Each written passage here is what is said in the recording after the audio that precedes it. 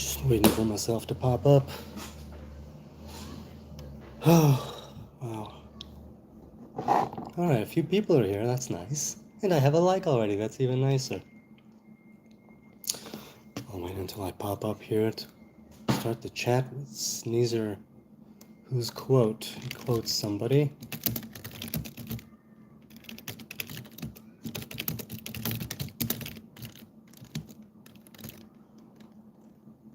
Okay, I'm live. 'Tis the Nazarite. Or a Nazarite. Bringing you Hebrew lore from days of yore, hopefully. Who knows what'll happen. Hey. Note to self, careful hot tea. Okay, hello, good evening, good evening, good evening. I am, it's the end of a long day in the best possible way, but long nonetheless. And I want to do this now. Whenever I feel like I'm too tired, I will leave. You know the deal. Okay, so Sneezer, who did you quote in the beginning? Sneezer, when God called you to follow, your misunderstandings were accounted for. So, right, who's the quote? Whose quote is it? And I I simply said a quote of my own. When all of your wishes are granted, many of your dreams will be destroyed.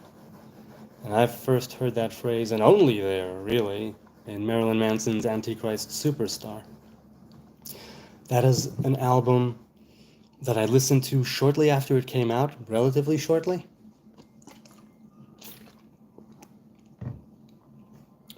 And I didn't know anything about Satanism.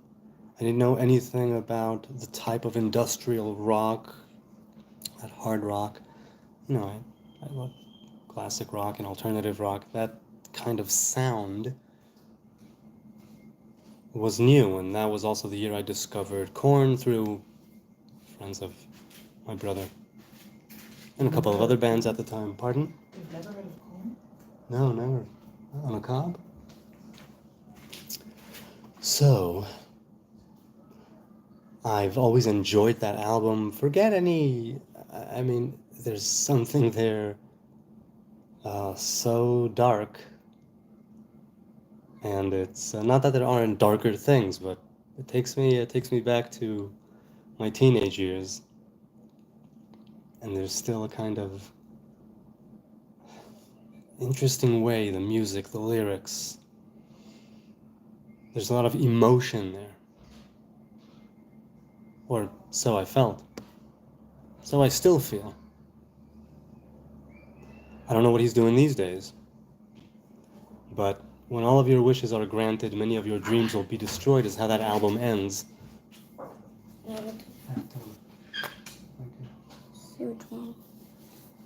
Sweet dreams. Okay. Unrelated, I said. So the quote. So wait, whose quote is it, did you say? Wait. Okay, I'm not sure where the quote is from. Let me know. So when God calls you to follow, your misunderstandings were accounted for. When God called you to follow, your misunderstandings were accounted for. I don't recognize the quote. Maybe I should, but I don't. Not offhand, anyway. Wise words are always related, you said. Though I've not heard those ones before, and I'm unsure how wise. Are dreams not wishes? Or is it just stipulating that all good things come to an end? To end. Speaking of rules that do have an exception. God is good and unending. Or perhaps it means once we have everything you want, there is no longer a reason to dream. So I'm inclined to think that it's what you said at the very end. So, you're saying Marilyn Manson has been wrong about a lot. Likely, I don't know anything about him. I know I've seen interviews back when he was in the 90s, and he was very eloquent, and he, had his idea, and I got that as somebody who also is somewhat creative, or strives to be. So Neezer says, not a fan of this rainbow generation he's helped inspire. You think that there's a... With the look, I don't know. Look, if you're talking about the way he looks, I don't know, sexuality, sex and gender, expression and so on. But I know insofar as he was outrageous with his clothing and his showmanship, at least in some cases, and the makeup, and I saw one MTV Music Awards, I think, where his butt cheeks were exposed. Am I remembering that correctly? So he has been wrong about a lot. Okay. Yeah. Aren't we all? Robert Harrison says, no lie, the Muslims in Iran were freaking out, saying the Iranian people are whipping the bums with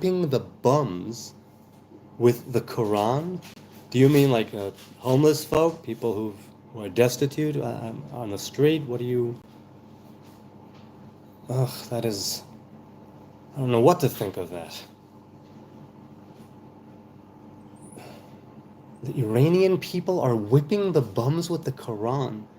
What are you saying that in relation to? I'm curious, Robert. Was there something before I went live or before I saw the chat that you are responding to?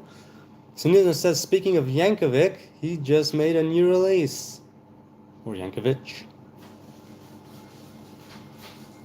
Watching now. Weird Al, speaking of the 90s. Starts lame. I want my 3 minutes back. Well, hit and miss, and he has hit many. Weird Al. Soon you're talking about Weird Al. So Neither says, yeah, I think most of Islam basically uses the Quran as teepee. Most of Islam uses the Quran? Well, I've never read it. What makes you say that, Sneezer? Why are you saying that most of Islam... Do you mean most Muslims? Or the religion that stemmed from the Quran uses the Quran as teepee? Are you talking about the fact that later verses negate or annul or make obsolete, perhaps in some way, older verses? So I understood that's a thing, or at least one way of reading the Quran. Hi, Tea Time. Hello, hello, hello. Sneezer says it didn't include source. Okay. Hey, Mork is here. Mork, not Gork. How are ya and how's the family? I'm doing well. The family is doing well, thank God. We are safe, we are sound, we are healthy. Which is a lot more than a lot of people around here can say. Robert Harrison says 50,000 mosques has shut down? Do you mean literally 50,000 mosques? What does that mean? Are you talking about ever? Are you talking about Iran right now? Are you talking about some... Too hot. Still too hot. I don't want to burn me tongue. Good movie on that subject, American Satan, 2017. Said Sneezer. Okay. You know a human wrote the Bible, right? Yes, a human wrote the Bible. Divinely inspired, but since it has seen some changes and difference of translation, melody, and things of that nature, the dots over certain words in the scroll, it means that a human hand had a hand in it. So yes, I know a human wrote the Bible. Whether it was Ruach HaKodesh, right, the spirit of sacredness, whether it was prophecy, whether it was Moses at Sinai. Yes. Richard Cushing. Hey, Richard, how you doing?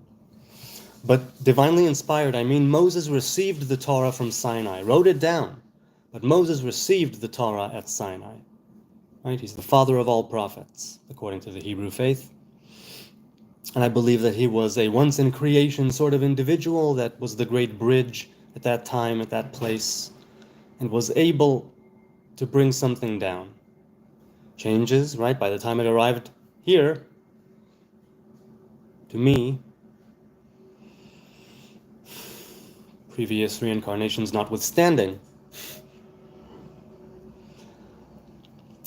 I found that even though there are changes, and even though things are being disputed, and even though you can prove this, you can't prove that, prove this, it's here right now. The text is here. What do I do with it?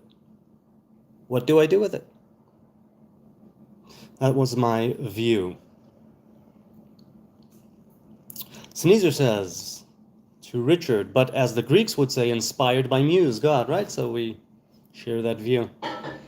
This rainbow generation is the last generation. I feel people say that about every generation.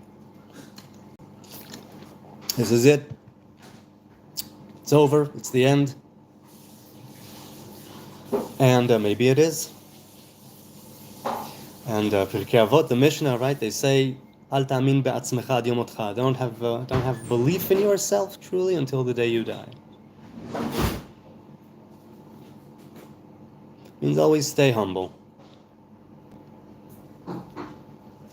The last generation. Why do you think that, Blood Nose? Why do you say that this rainbow generation is the last generation? Or rather, what does it mean to you, and how do you see it ending if this is the last generation? Richard Cushing, yeah, but he was killed by a high Jewish priest. Who was killed by a high Jewish priest? Wiping. No, I understand what TP means. I'm a Beavis and Butthead graduate. I need TP for my bunghole. Right? Great Cornholio. Speaking of wisdom. Parzival. Oh, hey, here, big man. Oh, hey, here, big man. Not sure how to read that. Hi there, hello.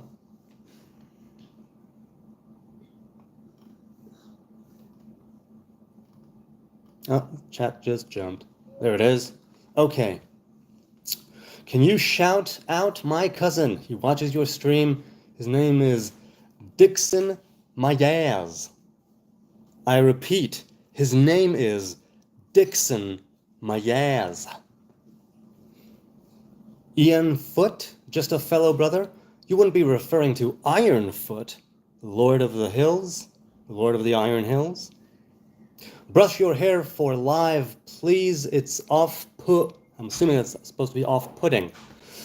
My apologies, Joe River. Sorry if I startled you.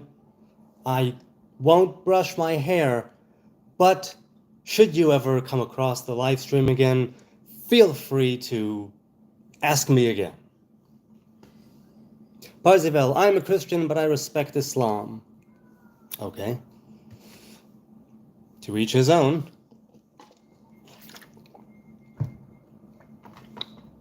Sneezer says, much like Catholicism, Islam tends to misunderstand the scripture, pushing it on those with impure herd, and thus spreading misunderstanding.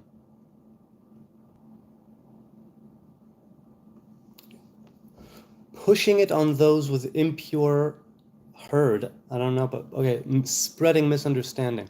Well, Sneezer, you've said many times that misunderstanding is like a global thing that most people are touched with. And a lot of it, if I understand what you're saying. And that most people, according to you, misunderstand pretty much everything all of the time. Yodidiao says, have you noticed how many similarities to Islam in Orthodox Judaism? Well, since I don't know much about Islam, I wouldn't know many similarities, nor notice them. I know what I see in the day-to-day here living in Israel. But as for the theology and the texts, not much. Not much for me to notice. But yes, one God, Abraham, and that basis. Marco, Jesus is the Lord. Whoop, whoop. That's the sound of the police. Whoop, whoop. Marco, where are you at? Are you having a good day? Are you having a good evening? Jew, just a fellow brother says. No, wait, what did you say before? What are you reacting to? Yes, I am a Jew in the sense that I am of the kingdom of Judah.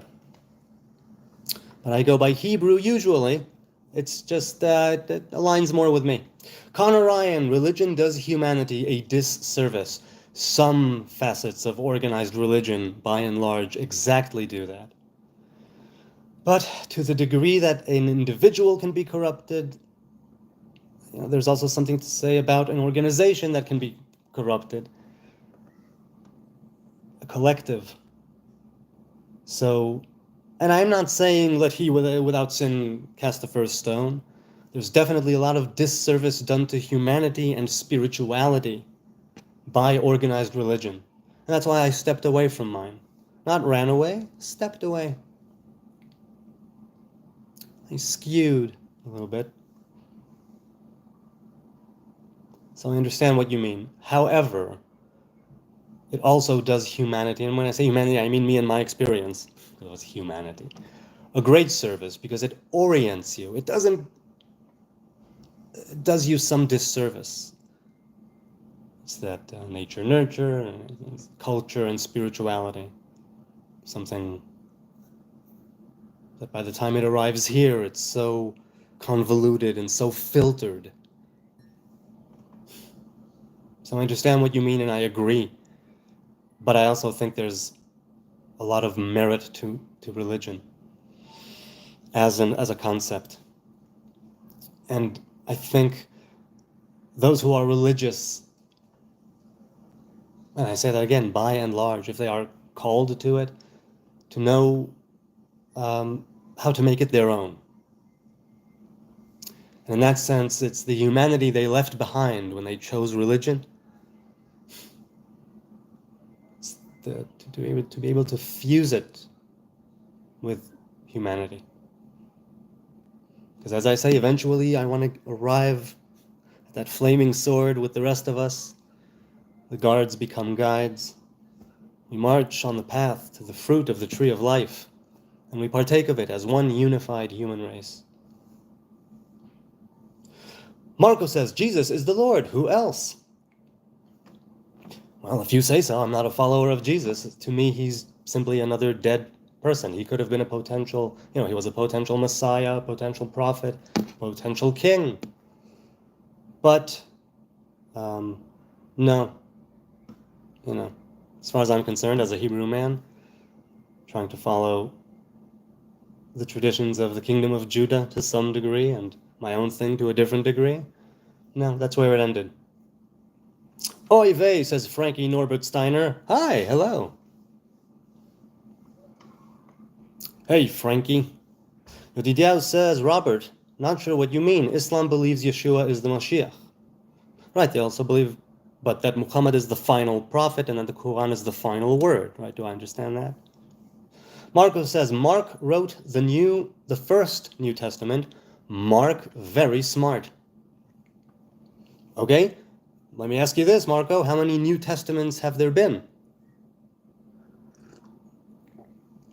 Or do you mean the first to write it down?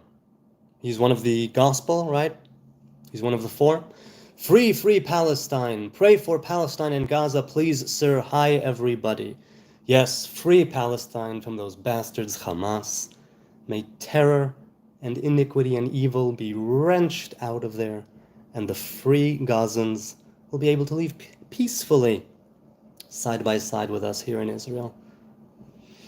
Free Gaza from Hamas, free it from terrorism. Thanks for supporting Israel. Hello, bro, where are you from? I am in Jerusalem, Saqib Farouk. Where are you from? What are you up to? Joe River says, I'm gay and my man does it to me well at nighttime. I have no doubt, Joe River. No doubt at all. You do you. Marco says sexuality is just such a delicate and intricate subject. Marco says, you know why New Testament is called new? Well, in my limited understanding, it's called new because those who follow Jesus and see him as the fulfillment of the Mosaic Testament and the Testament of Abraham and the 12 tribes of Israel, it's a New Testament there. It's also borrowing a phrase from Isaiah where it's said that a New Testament will be given. Okay, let's leave it at that. Now, please do enlighten me. Why is the New Testament called new? Jews, says Yodidio, Jews are the ones who reject Yeshua and humiliate him to this very day. Yes, I'm inclined to agree with that. Reject him as a divine being outside of being the image of God that we all are as human beings. Yes, we sort of categorically reject that God the Son thing. And if he did exist, then, as far as I'm concerned, once again, a sage, a potential prophet, said many wise things, but then it became Christianity. And so things there don't sit right with me. And so I reject Yeshua. I reject Jesus. He may have been awesome. I may have followed him around if I was in Jerusalem at the time. And I've said this several times in this stream. I would probably follow him around Yerushalayim. But when he died, he died. That's where it ends for me. That's where it ends for most Jews. As for humiliating him, yes, there is a degree of humiliation. I think that was onboarded through the generations in order to distance the Judaism from Christianity and to create that real buffer. And I know, I grew up modern Orthodox in Jerusalem. On HN's last vid, I posted a link about Iran turning to him. Oh, so okay, I have the other tab from Sunday and Monday. I didn't finish the chat on either one of them before I had to finish, so maybe I'll get into them soon. What's your view on the Hebrew Israelites? The Blue Baron asks. I don't know enough about them to have, to form an opinion or have a view. I know that I say black because that's normally what it is, black Hebrew Israelites, but let's call them Hebrew Israelites. I know that in times when they've encountered me, more often than not, they called me a fake Ashkenazi European, a lot of different names, but that's the gist of it. So my view is, the ones that we... Saqib Farouk, how often do you have orgasm? I have many orgasms. Weekly. Oil up. Do gay stuff. Staying off the grid is back. And I'm telling you, man, I'm telling you, I can't do that. I do that, YouTube will kick me off again. And that's not precisely what happened last time, but I'm not going to fall for that. Why, I would say that you are a YouTube agent. You are a YouTube agent trying to have me slip up. And no, I will not oil up and do gay stuff. You weirdo. Unless you mean... Whoever just said that is a weirdo. Unless you mean put some stuff in my hair, like some essential oil in my hair, diluted, of course. And do happy things. Why, I'm doing that right now. It means that... You're oily, right? Sweet. No, that there. Put the oil. This channel's becoming popular, Sinizer says. You're a weirdo. Whoever that is. Thanks, man. We appreciate the commentary. No, he's a weirdo. Tell him. Say. No. Let's not do let's not do the telephone game. Why are you so gay? Well, it so happens. Stan. Why are you so dumb? Hey, knock it off. Knock it off. That's not the way this channel. We take it with humor. Humor. Okay, this is an 11-year-old girl for all I know. No, that's humor. No. Humor. So, why am I so gay? Well, it's true. I am very gay. Fancy-free, happy. Why, I'm whistling down the street. Singing in the rain. And yet, staying off the grid, a rolling eyes emoji. Here you hurt me. Here, the very fiber of my being screams out against this. Rolling your eyes. Is it not obvious why I'm so gay? Some people. Jesus is the Lord, says Marco. Oh, wait, once again, it jumped. Okay, here, and now it's back. Okay, I got there, gay stuff, oil up, do gay stuff. Here we are, back with not oiling up or doing gay stuff. Jesus is Lord. Truly, if it would be the last day. Who else? I mean, Jesus would be the guy I want on my side. And I don't fault you for it. You believe that, I mean, from what I've gathered, that Jesus is the Messiah, Jesus is Lord, Jesus is Son of God, your Savior, whatever you want to call him. Whatever title, he's the man. Right? The epitome of humanity, the best of the best. And you want that person on your side. And I say, good for you. That's a good person to have on your side. Since when did Islam not believe in Yeshua? No, I didn't think that was the case. Show us your sloppy floppers. My apologies, I'm not sure what that means. Treat me like I'm 5, dumb it down for me, please. Robert Harrison says withdrawal. What do you mean? What is that referring to? They don't believe he is Yod He Vav He. That's very understandable. Right, it's a different name. Sneezer says, Robert Harrison, they don't fight if you don't spread truth. They don't fight if you don't spread truth. I'm not understanding the back and forth here with you and Robert Harrison. Outlaw Shogun, how long have you been growing your locks? I stopped combing my hair almost 15 years ago. What's your view on Eric Cartman? I respect his authority.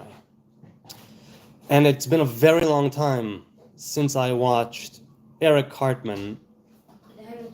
For a very short while in the late 90s or early aughts, I watched a couple of seasons. And then I watched the movie, Bigger, Longer, and Uncut. And then I tuned out, I think because that's when I went for my yeshiva years, when I was 18. So, my view, he needs some discipline, but I do respect his authority.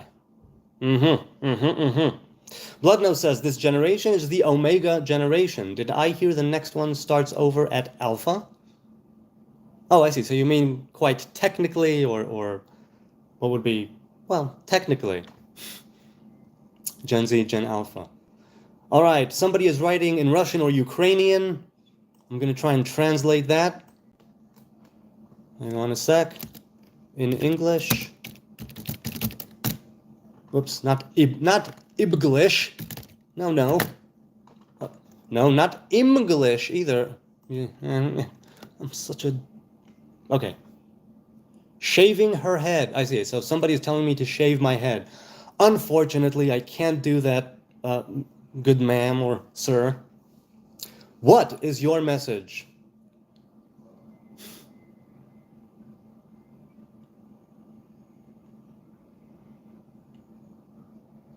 Treat others as you would want to be treated. Meth. Tweaker. No, I've never done meth, and I've never been a tweaker. Waco. Waco finest? Do you mean Wacos in the possessive, as in that cult, or doomsday is near? Okay, I see that's your next one. Does that answer my question? Maybe it doesn't. Marco says, if 20% of what Jesus told is the truth, JDABZ or Jadabs, I'm going to say Jadabs, with a, wait, let me do the emoji properly.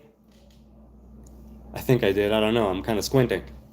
Cut your hair bald. Ah, there, now they said it not in Ukrainian.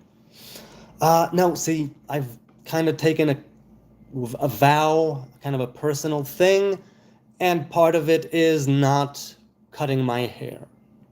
So I'm not going to do that, but I appreciate the suggestion. Allahu Akbar. Well, there's no who. Allah Akbar. Waco says, hey, Firmi Kama is here. Hello, good to see you again. God is greater. Right? It's not Kabir, it's Akbar. If I'm not mistaken, it's greater. Or perhaps greatest. If I'm not mistaken, that's the Ak. That's the A. Remember me, bro? Broski? Yes, I do. Fear me, comma? Yes, I do. Sneezer says herd was supposed to be heart. Okay.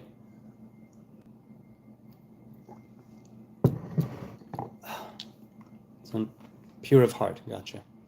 Marco says even devil knows Jesus is the king. Yes, if I recall, I read the gospel once. He met him in the desert and stood the temptation, and good for him. I wish I could be more like that. With an impure heart. Yo, BMXers is here. So people with an impure heart, I see. Jeb says Jadabs. Paula says, because we haven't had a Seinfeld quote lately, these pretzels are making me thirsty. Yo Moses says Christopher Bristol. Hi Paula. Hi Paula. Christopher Bristol. I am not Moses, but traditionally he is my kin. My brother in the tribe of Levi. Amar SM, you know, but you don't want to. I know, but I don't want to. Well, what is that referring to? What's up, Nazi? It's all good, Tatsi. Christopher Bristol, calling me a national socialist. Fart, fart, fart, fart, fart. Sorry, there were exclamation points, and so I had to give it something, a bit of an oomph. JJJ262, I agree. If you don't fart, disease can take you, and the evil wind of methane that would be expelled from your anus goes into your brain. So fart proudly. Which of the founding fathers said that? I just read this the other day. Franklin? Franklin. Fart proudly. Pass that gas with sass. Yudidiao says, in Orthodox Judaism, how are women treated? Have you heard of modesty of Hagal? Is why Islam is on the temple. Have you heard of modesty of Hagal? Is why Islam is on the Temple Mount. Yes, my dear. Last time editing. Laila Sweet Is dreams. staying off the grid here? Staying off the grid was here earlier. I don't know when I read the chat. I'm like 20 minutes behind. Just taking my time with it. Incidentally, as long as he said good night, good night, good night. Hi, hello there, good people, near and far. I hope you're all having a wonderful Tuesday. Goede Dinsdag. So how are women treated? Not as well as they should on a religious halachic level. Certain things that are custom became halacha that ought not to have become, in my opinion. It says minhag Yisrael dinhu. There's a kind of halachic law. The customs of Israel are din, are the judgment, are the halacha, are the law. I wouldn't presume to go against the sages right here and now and say that I understand what it means exactly in the context, but I know that that's a problematic phrase. And I believe that the sages were human beings, and certain things that are written in the Talmud, even though they have a spiritual origin, by the time they arrived and were written down, codified, the oral traditions that were not supposed to be written down, by the time it was written down, these are things that are meant to be updated. And that's what it was, right? It froze, so to speak, right then and there with the Mishnah, with the Talmud. And women with the halacha that is extrapolated from the Mishnah and the Talmud, in my opinion, are not treated well. And not as well as they should be.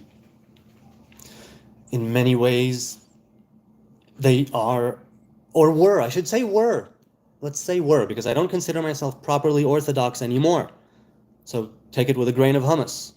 Hell, even back when I was very religious up until my mid-20s, you could take it with a grain of hummus, because I'm speaking. Now, the modesty of Hagar being the merit of Islam and Ishmael, I don't know have I heard that it's the modesty.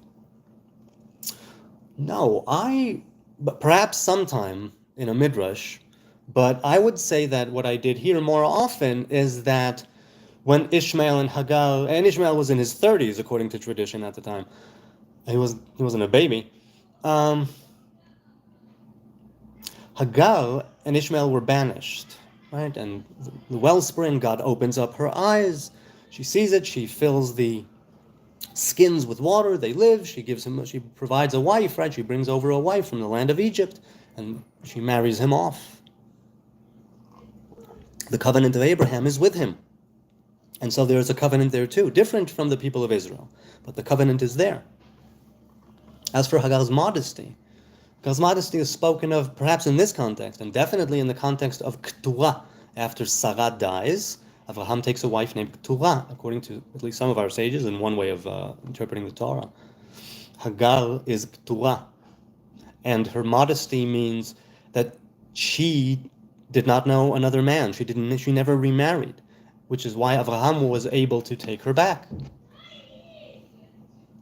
Halachically speaking, the modesty of Hagar, maybe it pertains to that. As for why Islam is on the Temple Mount, that's, it's that covenant that is with Ishmael. It's the time that Hagar spent with Abraham. These things are not just... There was a lot there. There was a covenant there. Fart, piss, frog DPG says, piss. Okay. Yes, we fart, we piss. It's all a wonderful tapestry of biology and anatomy and physiology. But I think the reason we piss and fart is to get rid of the excess, lest it, kill us. So it's a good thing. I think it's a good thing. And if we're talking here about religion, spirituality, self-development, right, and faith, pissing and farting is definitely in the conversation. But where do you draw the line? JJJ and frog, pissers, farters alike. Where do you draw the line with pissing and farting? Marco says, consider for a brief sec everything that Jesus said was truth. Okay, I will consider it. The amount of power Jesus has is godlike. He actually listens,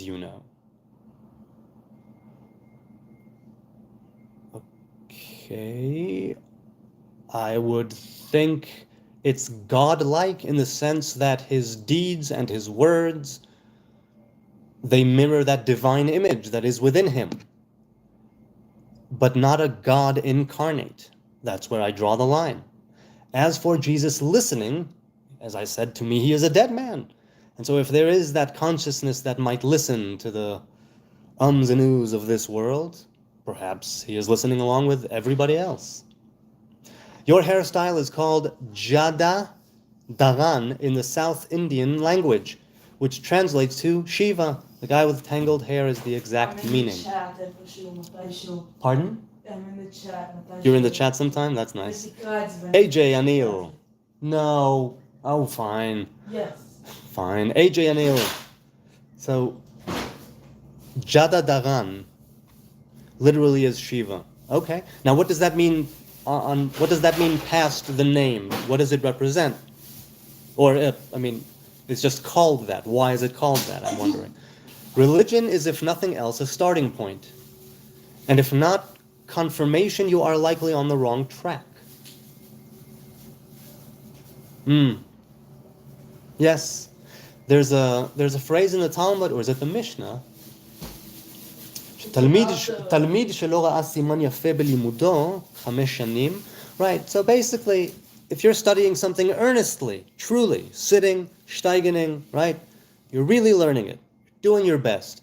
If in 5 years you don't see what's called a siman tov or siman bracha, siman yafeh, meaning something that tells you carry on, something that draws you in, truly, then go to a different, field or subfield or whatever the case may be. Go on a different track, as Sneezer says.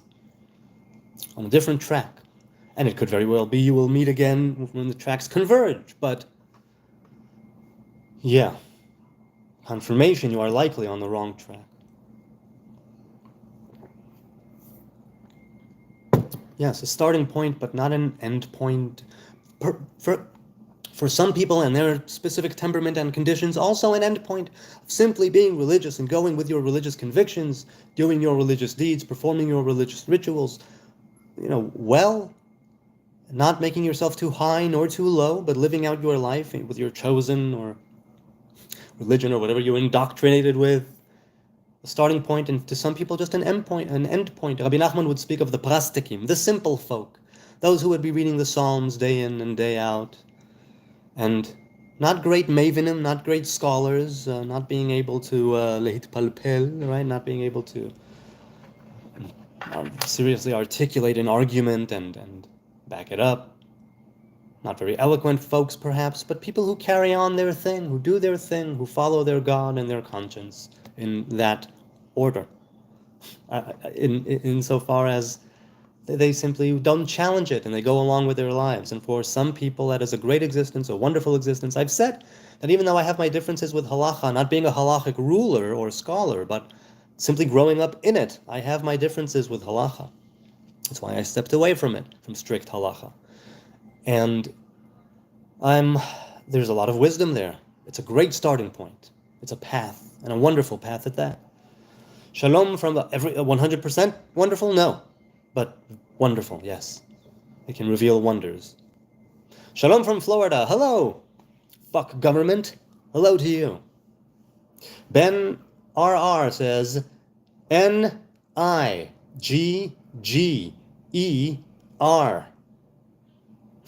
See, here's the thing. If you would write it, if you would spell that out, would YouTube censor it? Likely.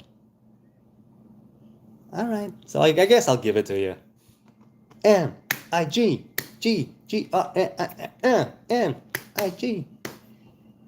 It's a cheer. It's a chant. I get it. Everyone remember to like before you troll. No, come on. People gonna troll. Let them troll. Don't tell them to click something. That is beyond their pay grade. They're here to do a good job. Though I appreciate it. Hey, negative engagement is still engagement. So hit the dislike button, trolls. Pay your dues. Yedidiahu says, Chabad say King David isn't dead. He still lives to this day. Why can't that be applied to Yeshua? If you're bringing the people of Chabad who say King David isn't dead and who say that the Lubavitcher Rebbe isn't dead, some of them do anyway, then you might as well say, of course it can be applied to Yeshua. Of course. You can also say that Yeshua pulled a Chanoch or an Eliyahu, and what they saw wasn't the corporal body that he lived with while in this world, but something else. And he was. You could say many, many things. And now what? Now what? That's what I'm saying. Man, I thought Jesus was a Jew. Well, according to traditions, yes, he was. Respect to your convictions, KJ says. BMXer says, let's go, don't wait. This night's almost over. Honest, let's make this night last forever. Forever and ever. Let's make this last forever. Forever and ever. Let's make this last forever. Which song is that by Blink-182? Which song is that? It sounds familiar. Unorthodox one. There you go. I don't blame people for believing in religion. I blame religion for making people believe in it. Voila. It's a good way of putting it. I don't blame people for believing in religion. I blame religion for making people believe in it. Now, how does that manifest as far as you're concerned? You blame religion as a concept? I mean, tell me how you see it. I'm curious, unorthodox one. Where are you from? Tips and ideas? Well, with a name like that, you got to drop some tips and ideas of whatever, of your choosing. I'm in Jerusalem and from Israel. Antonio Castillo, you have a nice place and enjoy your day. Thank you, my man. Thank you. I appreciate it. You enjoy your day. You want to say Jesus didn't follow Jewish tradition? No. I'm saying that according to the gospel, Jesus did follow Jewish tradition. According to the Talmud, if it is indeed the same Yeshu HaNotzri, and it's not clear that it is. He's mentioned several times, and it's not clear that it's him. But, let's grant that and say that it is, that he followed Jewish tradition. Some say he was the Talmid, right, the disciple, the pupil of Rabbi Yehoshua ben Prachia, a sage of the Second Temple era, obviously. And that he broke away from tradition because his master did not forgive him for something that passed between them. And Yeshu, as he's called there, arrived, if I'm not mistaken, when his master asking for forgiveness, not for the first time, and his master was busy. Was it reading the Shema? Or was it the Shema? No, it may have been the Shema. His master won't answer him. And so Jesus said, I have had it, that's it. And he puts up a sigil of the moon, if I'm not mistaken, it says the moon or the sun. I think it's the moon. Bows down to it and breaks his branch right off from the Jewish path. Now, as I say, Talmud was sealed when? 3rd, 4th century of the Common Era, right? And so they probably wanted to distance themselves greatly from the Christianity that was forming and going strong. And Jesus, I don't know Jesus. I said, I'm not sure if you were here. I said, and I've said it many times, there's a very good chance I would have followed him around Jerusalem as well if I was around at the time. If it is the way that it happened in the gospel, the 4 different ones, the 5, the 6, whatever, how many you want to call it, if it kind of even happened in that way, kind of, discrepancies here and there and things contradict here and there, if it even kind of happened that way, I would say that he is a sage and a potential prophet, a potential king and a potential anointed one. And definitely a follower of the Jewish tradition, but not of the Pharisee or sages Chazalish tradition. He found it wanting. He found it lacking. I, in my personal experience, have found it sometimes lacking as well. I don't throw the baby out with the bathwater. I still consider Jewish orthodoxy my home, definitely. But I stepped away from strict halacha, from strict law. So I would say that Jesus did follow the Jewish tradition of love your neighbor, love your God. Jesus is real, says John Goodman, not the John Goodman. My good sir, I love your work. Bloodnose says, how can Muhammad be the last prophet? Who are they expecting to come? I don't know who they're expecting to come. Anybody who knows Islam, any Muslims or aficionados of Islam who could provide an answer? Who are they expecting to come? If anyone.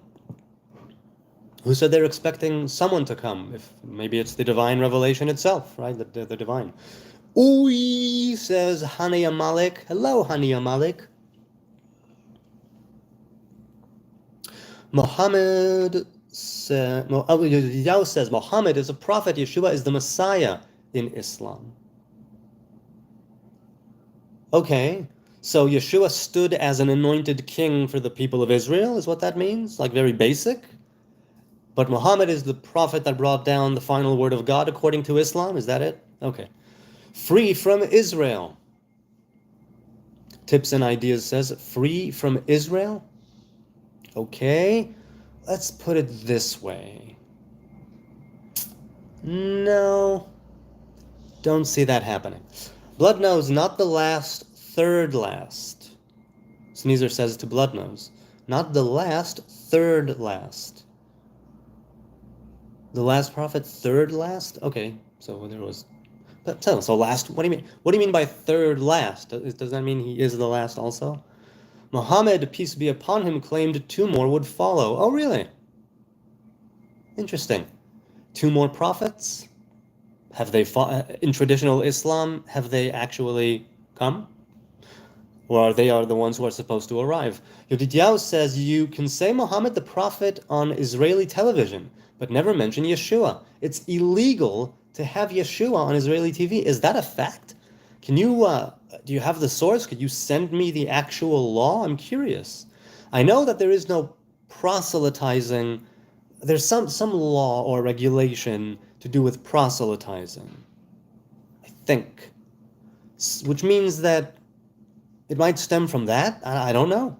I really don't. Why your hairs are like that? My hairs are like that because I simply stopped combing my hair and stopped brushing my hair and stopped using certain shampoos, and I use vegan natural ones, or more natural than others perhaps. Nothing too expensive or crazy. And that's it. So that's why my hair is like that. Hello and greetings from West Kentucky. Hello, James Bong.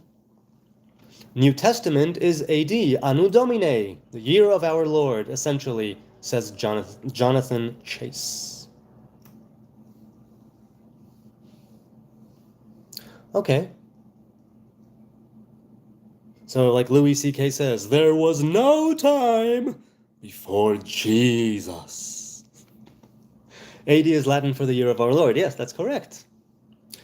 John G., support Israel. Support Israel. Get rid of those bastards, Hamas. Caleb Kiefer says, you reject the Son of God because the sins of man that men who never met him carried out. Remember that.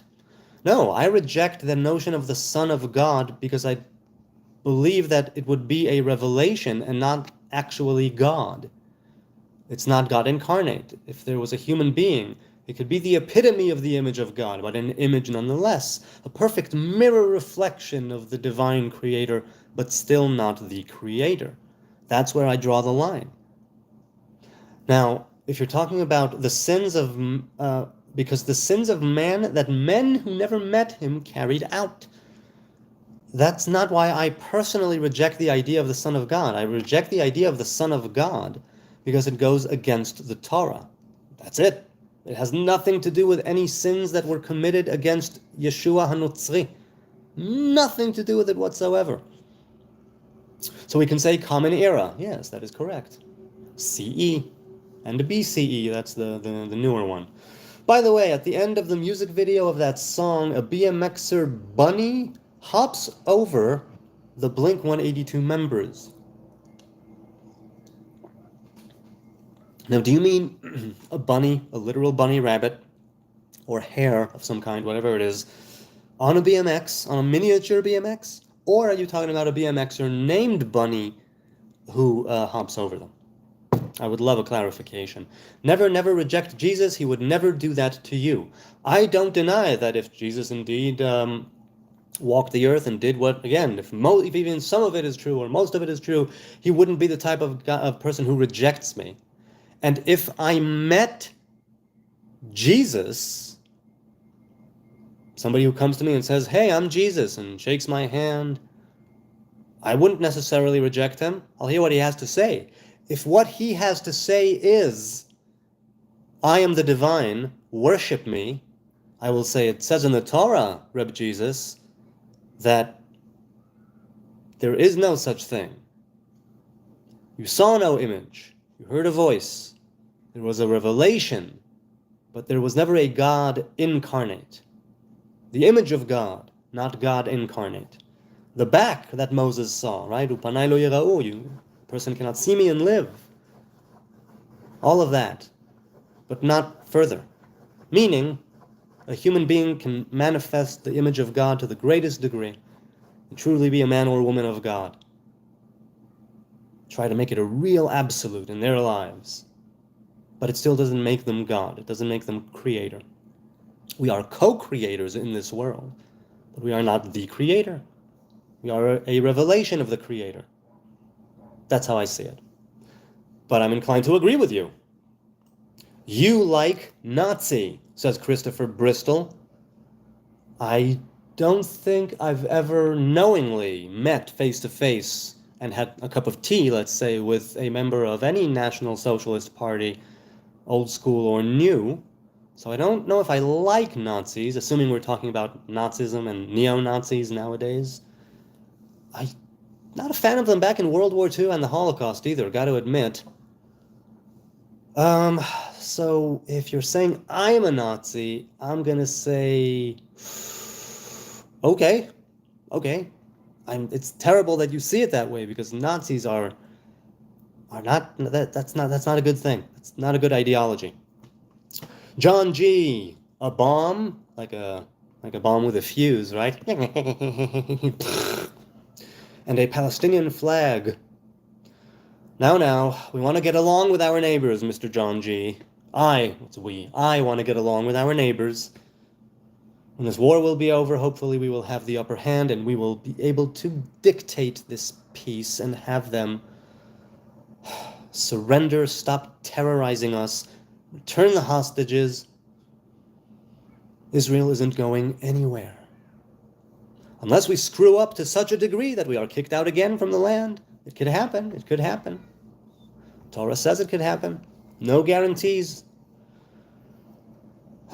Stupid is as stupid does. BMXers says, by the way, American Pie 2, I mentioned the other night, Michael Scott's favorite movie, starts with a Blink-182 song. Okay. He forgives, he is good, says Marco. I'm assuming you're referring to Jesus. Well, okay, it's cool. It's cool that you say that he forgives and he is good. That's really, really awesome. I see, there are people who follow Jesus, people who follow Yeshua, call him whatever you want. I understand why you are so in love with it, so to speak, with that path that Jesus has shown you, and why you want to spread the good word and, share the good news, and he is risen. That whole thing. I get it in the sense of I know why you would want to do it. I do.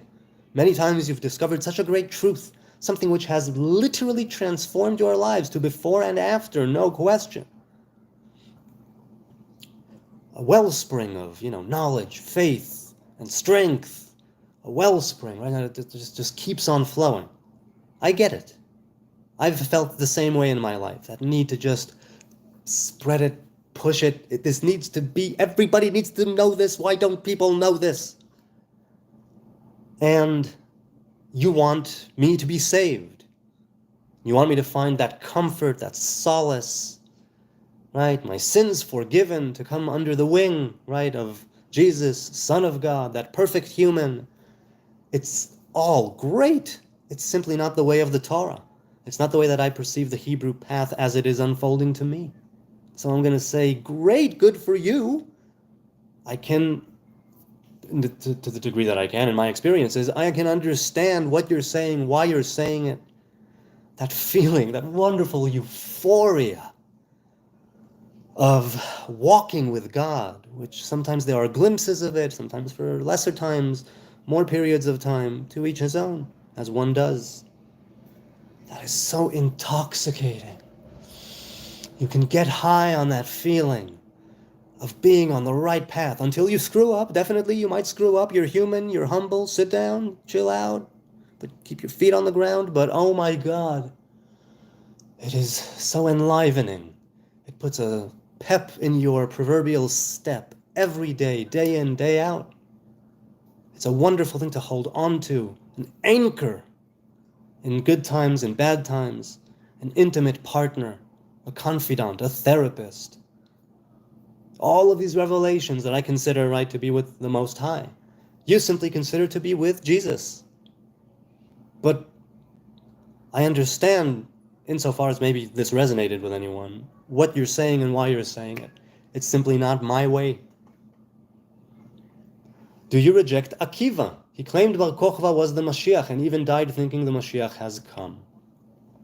Yeah, and then that failed. So retroactively, we see he was not, which is what I'm saying about Yeshua and those who followed him, and why I might have followed him around too, because Bar Kokhba, right, later renamed Bar Koziva, Shimon Bar Kokhba, he led the revolt. In the beginning, they had the warriors had to sever their pinky, if I'm not mistaken, to be part of his army, and the sages said, "Oh, come on, don't do that. Don't maim the Hebrew warriors. Don't be that guy." So he said, okay, it would be, if I'm not mistaken, you had to ride and gallop with a horse and pull a tree out of its roots, something like that, something that anyway signifies great strength and a focus of power. I don't blame Rabbi Akiva ben Yosef for a moment for thinking that that's the Mashiach. A leader rallies the people and wants to free people of Israel from Rome that became a tyranny. And he was, I think, bechezkat Mashiach. It says Rabbi Akiva hechezik. It means it's not kara alav shem Mashiach, because he wasn't anointed as far as I know. There's Mashiach and there's bechezkat Mashiach. Bechezkat Mashiach means potential Messiah. It means somebody who's already getting close. You can see it, right, in the things that they're doing. And that is each and every single person of the tribes of Israel is a potential Messiah. If you're going for the genealogy of the house of David and everything that entails, perhaps. But we are talking about an anointed king of Israel. And this warrior who led the revolt could have definitely taken the throne. He was a fine contender, whatever tribe he was from. And so I don't reject what Akiva did. I don't reject Rabbi Akiva's teachings. A halachic rule is a Rabbi Akiva mechavero, meaning that in 90-something% of the cases, if there's a dispute in halacha and Rabbi Akiva is there voicing his opinion, and there's a fellow sage, not Chazal at large, not Chachamim, but a fellow sage who has a different opinion, Rabbi Akiva's opinion is the one that's ruled to be part of halacha, right, and to go into the halachic teachings. So, no. Rabbi Akiva was a great sage, and I took great comfort before I turned 40, because in the character and story of Rabbi Akiva ben Yosef, who was an ignoramus until he was 40, and when he was 40, he started learning his Aleph Bet, his Hebrew letters. And he was somebody who, when Moses saw a vision of Rabbi Akiva on Sinai, he said, "You're giving the Torah by me, Moses, the son of Amram? You could be giving the Torah through that guy, Rabbi Akiva ben Yosef, of the time of the Second Temple. Look at that guy." And God says, no, you. You're the father of prophets. And as for him dying thinking Mashiach has come, yes, potentially. But the general and leader and warrior, Shimon Bar Kochva, was never anointed as far as I know. Not as a king. And so a potential Messiah would be the case. I love Israel, says James Bong. I love Israel too. We have our faults. We have our wrongdoings. But I love Israel too. I love the land. I love the people. Jewish people all over the world. Right on, right on. And all of creation and all of humanity. There's more love than hate. We just need to keep it going. Eventually we will tip the scales. A little more love, a little more kindness, a little more consideration. Something.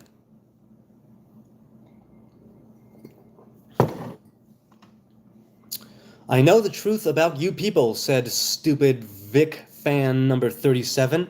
Oh, come on, don't sell yourself short. I'm sure you're a very smart Vic fan. The truth about you people. Yes. Go for it. Hi, sir, says Vashara. Vaibhav says, why is semen retention important for men? Semen retention can be important because it's the life force and the vitality of an individual. Now, while some say it's practically, technically speaking, what it is, because it creates life, and therefore it is the life force. Right? It helps to create life. It carries a life force, unlike your other organs. Even though many other organs facilitate the arrival of the semen and the sperm cells to the tip of the penis, the semen retention is something where, depending on the tradition you go by, it is the light in your eyes, and it is the life force in your bones, according to Rambam and many sages. And it's good to retain, to be retained until a proper moment. And in the proper moment, moments, plural, and Lord knows, many of them, thank God. Semen retention can be important for some men. It's not important for all men all the time. It's part of the circle of life, whether it's a nocturnal emission, whether it's masturbation, whether it's sexual relations. It can be very important. It can be that life force. It can be that vitality, right? It can be that humidity in your, the sebum in your skin, everything, you know? That's why it's important. But it's also important, depending on the traditions or sciences, or studies which you follow, to know when to expel semen, and why that might also be important. And when it's the right place, the right time, the right person, it's not only important, it is halacha, it is the law. Satisfy your woman. That's halacha. Can you tell me who to invest in? Yourself. Invest in yourself. If you don't have a side hustle, get one going. If you have a side hustle, put whatever you can back in the business. I like your hair, man, says John. Thank you. Why, if I could see your actual, if I could see your visual representation here on the screen, I'm sure I would say, I dig your hair too. Oh, wait, the chat just jumped. There's a lot of it. I'm trying to find where I was. Where was I? Where was I? Where was I? Wow, that's a lot. There's a lot here. Oh, wow. Oh, wait. And it just went back to a place where it was cut off again. Cut off again. That sucks. Okay, I'm sorry. It just got cut off at 9:57 p.m. It's now 10:05. So I don't know where I was in the timestamps. I was just reading them, right, and responding. But now it's at 9:57, and I can't arrive at anything before 9:57. So sorry. Okay. Because Torah's saying you better than me because you're a Jew. That is not what the Torah says. The Torah says we are different. We have our own path. We have our own way. And people sometimes mix up to be selected for a task and chosen to be above other people. That's completely not the case. To wit, if we thought we were better than everybody, then maybe we would want to make everybody Jewish. But that's not the case. Those who want to be Jewish can become Jewish. And no, it never says better. It says this is your path. This is your share. This is your inheritance. This is what could be a blessing to you if you follow this Torah, these commandments, hold to the covenant of Abraham, Isaac, and Jacob, and it will do you good. Right? Listen to the prophets. Don't be a dick. HN Sneezer says, you can understand what us Christians are saying. Not necessarily. Can you describe what more the Torah is? And there's an asterisk there. An asterisk. What more the Torah is? Well, let's put it this way. Torah shebichtav and Torah shebe'al peh, right? The written Torah and the oral Torah that was later written down. It's a guide. It's called oraita, right? In milishon hora'ah, to teach, to be a guide. For instance, somebody who guides you, let's say when you're going camping or on a trail, on a hike, somebody who guides you is a more derech, a guide of the path, who shows you where to go, right from wrong. You can eat this, you can't eat that. If you behave this way, then your surroundings will become hostile. Be this way. The Torah is also a blueprint of creation, not in the sense of practical mitzvahs to be carried out by human beings belonging to the children of Israel.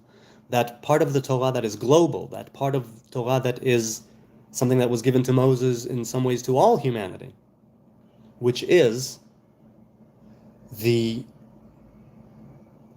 that Hebrew path, that idea of a unified humanity that's split up, something that we still have to shoot for, partaking of the fruit of the tree of life, and how we get there. And the entire Torah is names of God and ways in which God reveals himself in the world. Again, I'm also talking about in the practical, right? There are different layers, there are different levels. The pardes, as it said, right? Pshat remez drash sod. From the simple and plain surface level reading of the text to the highly esoteric and mystical, right? There's a lot there. And the Torah is all of those things simultaneously. The Torah is a blueprint for creation in the same way that it's a blueprint for how to better oneself. And because it is written for men in the tongues of men by men, and men, women, humanity, a living, breathing, talking, walking human being. Let's say Moses, who wrote the scrolls and gave them to his tribe and to the other tribes. It came down there, right, with quill and with parchment, animal skins, processed. The Torah is that spiritual root of understanding all of creation, because it's all, let's say, the code, just like you have your genetic code, your AGCTs and your sequences. The Torah in its entirety, from Bereshit until the final word Yisrael, is all the names of God. And by names of God, I mean ways in which God reveals himself in the world. And so you can look at it in a way of this is how you should behave day to day. There's also why there's an oral tradition that ought to have been updated throughout the generations, but because of the destruction of the Second Temple, froze in time a little bit. We can't undo certain things, we can't add certain things. It's a problem. It's a big problem. So the Torah is a book of mitzvahs. The Torah is to some degree a book of history. Oh, not accurate history. Not accurate in the sense of it's definitely what happened and I will die on that hill. No. It's a story that was passed down to me for thousands of years. But it has many levels and many layers of understanding, ways in which it can orient you in life. And to the Hebrew people, it means keeping to the Torah, the commandments, and the covenant. Inspire says, things change, persons die, but the universe remains. Men are corrupt and nations pass away, but the reason in the universe is eternal. Yes, right? Simply the natural laws of physics put in place by the Creator, as I see it. You can disagree. And I believe in evolution, right? I'm just saying the laws of physics as we know them. Right? The four major ones. From the largest quasar and galaxy cluster to the string shaped like a Hebrew letter at the heart of every atom. Everything is that God's revelation. And there are some ways where those natural laws that he put into being, they simply continue on functioning beautifully, harmoniously, wonderfully. Look at me right now. There are endless amounts of processes going on in my body at this very moment. I'm not consciously choosing to do any of them, not digest my food, nor beat my heart. And that is that part of you that's connected to the universe in that sense, is that eternal. And we, with our choices, can become more of that eternal and less of that corruption by bettering our ways. Things change, people die, everything that lives dies. And there's going to be, likely, another plane of consciousness, another reality, when we partake of the fruit of the tree of life. This physical world is post-Eden. This physical world is a world of duality, of good and evil. It's a world where we didn't take responsibility and were kicked out. But that's not the future. We need to partake of the fruit of the tree of life together, as I see it. And any corruption will be taken away. And the reason which functions so wonderfully and beautifully, harmoniously in the universe, of its own accord, in that very same way, nobody tells it to start or stop. It simply is in a natural progression. Mutations, etc., whatever, but there's a lovely mathematical harmony to it, a lovely visual harmony to it. Very eerie sometimes, but full of wonder. That's the universe. In that way, it is eternal, in the way that we are looking back through time when we gaze up into the sky or with telescopes. We're looking into the past, quite literally, however light years away. That part which is eternal will also pass. The physical world will also pass. I can't say how. And when we come to life after the fruit of the tree of life is eaten, is partaken of, and when we are truly resurrected, not because of what happens after death, but because of what happens after death is taken away from the world, and we bite into that fruit together. It could be that the physical universe will continue as we know it. It could be that the universe will end in that dark, cold, right? When the last black hole evaporates and when the final signals go dead. There are a couple of YouTube videos on the end of the universe as it's hypothesized now with current understanding. Some shorter, some longer. One of them, if I recall, is like a half hour. And it may indeed happen that way. And when we partake of the fruit of the tree of life, we will be able to arrive somewhere else. Perhaps this will continue. I don't know. Things fractal in and out. And every 10 sfirot have another 10 sfirot in them. The way in which God reveals himself in the world is too much for me to decode. But Men are corrupt, and part of what Torah is saying is get your act together and don't be corrupt. And nations pass away, true. While you are here, walking, talking, breathing, while there is a nation, care for the covenant.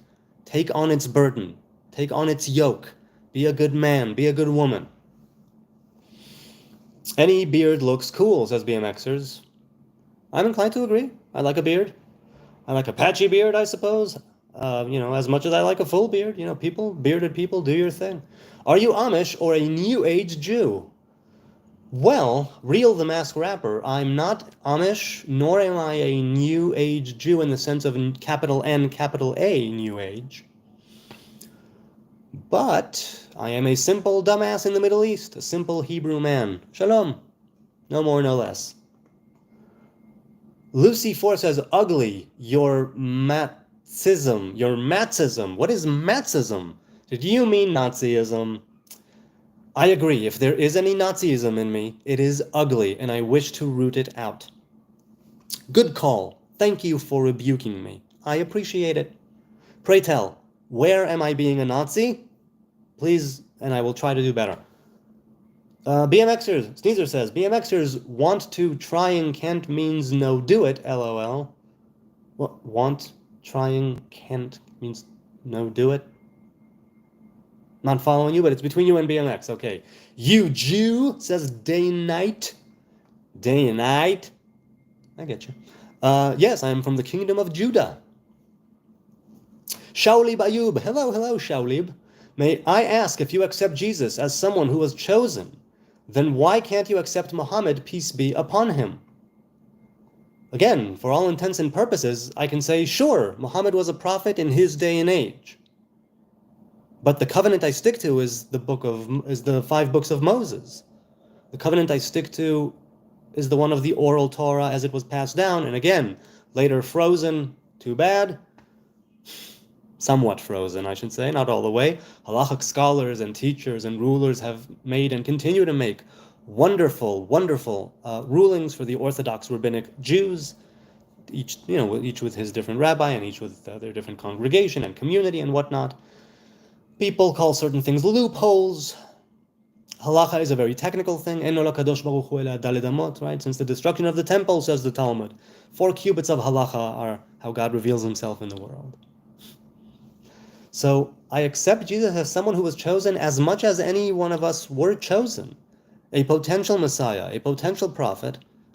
If he was chosen to be a sage, it means probably that he was very wise. If he was the student, the pupil of Rabbi Yehoshua ben Prachia, maybe he was terribly wise. It makes real good sense, which is why I, again, say maybe I would have followed him too. It's not that I don't accept Muhammad. As far as I'm concerned, I will say it right now, right? I will say, La ilaha illa Allah Muhammad Rasulullah. There is no God but Allah, meaning that it may not be the Muslim Allah, but the God. There is no God, there is no creator but the creator, and Muhammad is his messenger. I'm willing to say that. It doesn't make me a Muslim. If I say it a few more times, Muslims might say I converted to Islam, if I'm not mistaken. The point I'm making is that I can think that someone was a prophet. It doesn't mean he's my prophet. Many prophets stood for the nations throughout history, and many Hebrew prophets speaking to the nations as well. So I can accept him as a prophet. That's it. Hopefully the spirit of prophecy will return to the house of Israel soon. It's making a comeback. It's making that comeback. So is the Nazarite ship. A little bit. Lucy 4, no, it does not read Exodus 19:4-5, says BMXers. Amish, Jewish, Nazi. Okay, I'm an Amish, Jewish. Are you asking or are you proclaiming or stating? You gotta work with me. Punctuation saves lives, people. Amish, Jewish, Nazi. Well, I suppose a part of me might be Amish, a part of me might be Jewish, and a part of me might be Nazi. Now, in the sense of Amish, I suppose that I keep to traditions, some traditions, as the Amish do. Insofar as I might be Jewish, I am from the people of the kingdom of Judah. And so that right there, and I'm in Jerusalem, so yeah, it was the capital of the kingdom of Judah. And a Nazi, I don't think I'm better than anyone else. I'm not seeking to rule the world. I'm not very orderly. I'm not that sensitive to disgust. Pardon me. I mean, I am and I'm not, but in certain things I am, obviously. I'm not very quick to be disgusted. That's part of what made me a good field medic. So you'll have to clarify. But all of those things, I don't know. I'm more Amish and Jewish than Nazi, I think. He knows in Islam Jesus is Isa. Let's talk about it. Yes, I know that he is there. So I hope you talked about it. This came in at 9:58. It's been 20 minutes. Have you continued talking about it? Let's find out together. Well, not together. I'll find out. You've been finding out because you've been reading the chat. If you've been reading the chat. Incidentally, I'll stop right there for a word from our sponsor. Hello. It's me, it's Jonathan. And I want to say thank you. Thank you to you, good people here watching, people now, people later, from near and far. I appreciate the subs, I appreciate the likes, I appreciate the views, I appreciate the trolls, I appreciate the I appreciate the thumbs downs and the thumbs ups and the which should be there. I do. Every little engagement, every wonderful tidbit, every gem of wisdom that comes from you guys. I'm learning a lot with you people and from you people, and it's lovely. A little group here that by and large we're able to be polite and civil, and I revel in it. I do. I love going live with you, and thank you. And now we're back. You look wise, says Kina. Well, don't judge a book by its cover. I'm actually quite the dumbass. You'll find out. Okay, Mohammed Shaulib Ayob. Mohammed. Okay. Oh, Aravanilla Chuhuin. Great name, dude. Stinson. There will never ever be peace in Israel. Wink. Well, I'll tell you what. I've read the Bro Code. I'm pretty sure there's a clause there that says that Israel as a state has never lost a war. And hopefully that will continue. And hopefully, screw these wars, we will welcome all of us together an era of peace and love and justice and understanding. And from that great truth, we shall rally together as a unified human race. What the hell are we doing fighting all these years? Come on, let's go. Don't switch it up with word trickery, Inspire says. I don't know if I was I? Don't do drugs. Save the revelation experience for a better time that isn't affected by the darkness in this world. Well, there's a time and a place for everything. There's a time and a place for everything. My last schluck of tea. My last slurp. Are we ready? It was mint tea this evening, if I didn't mention it. Just pure mint. And I loved it. Yes, I did. So there's definitely a time for substance-induced revelation. It's simply something that, in my estimation, ought to be done with respect.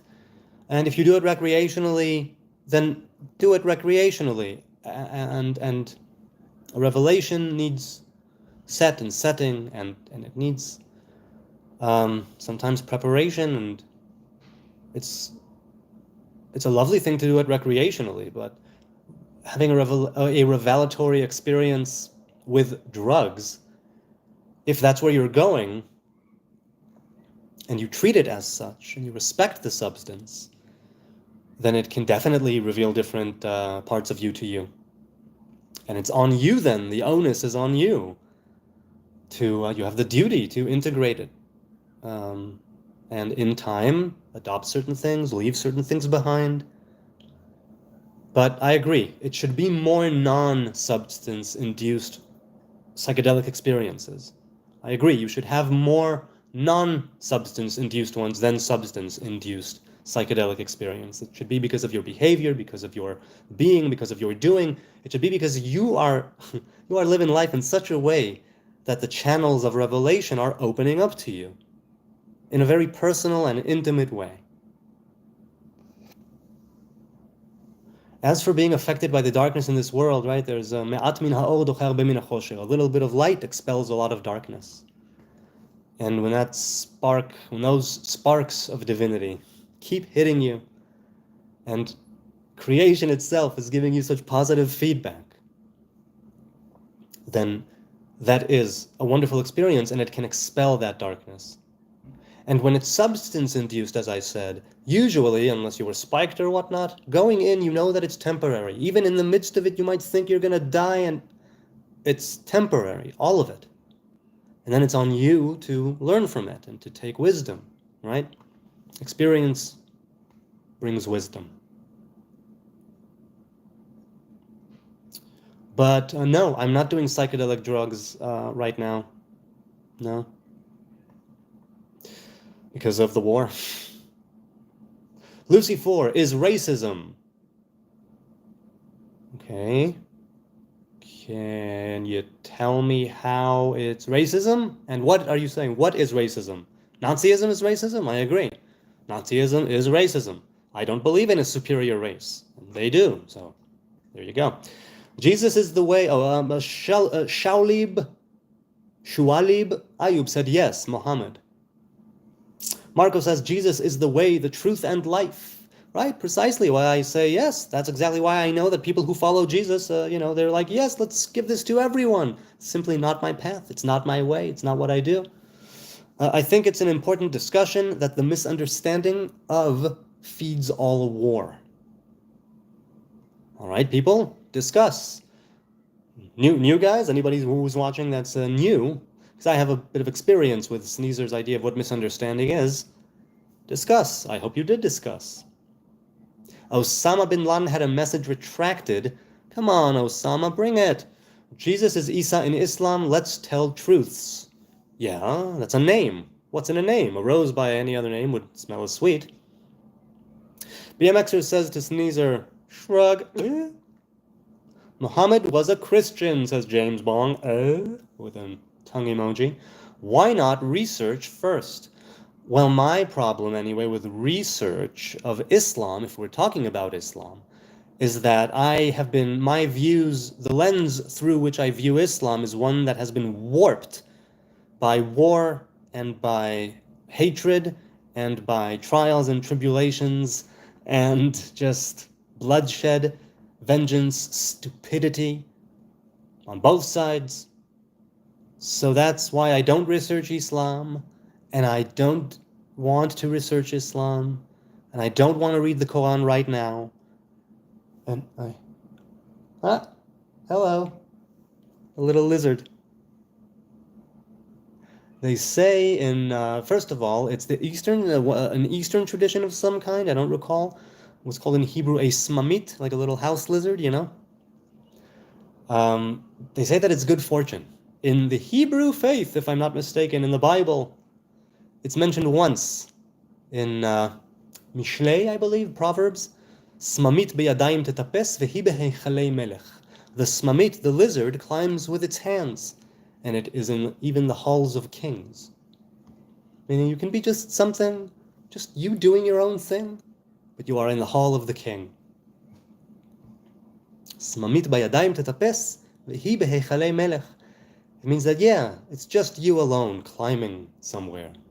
But the place where you are at is one of glory and wealth and goodness. Right? There's a sacred authority in the kingship. I accept Jesus, Zechariah, Jacob, and his sons. And I'm a follower of Muhammad, alhamdulillah, says Shualib Ayub. Good for you. Follow Muhammad then. There are Jews in the world, there are Buddhists, there are Hindus and Mormons, and then there are those that follow Muhammad, but I've never been one of them. Come on, you know the lyrics. Put it in the chat.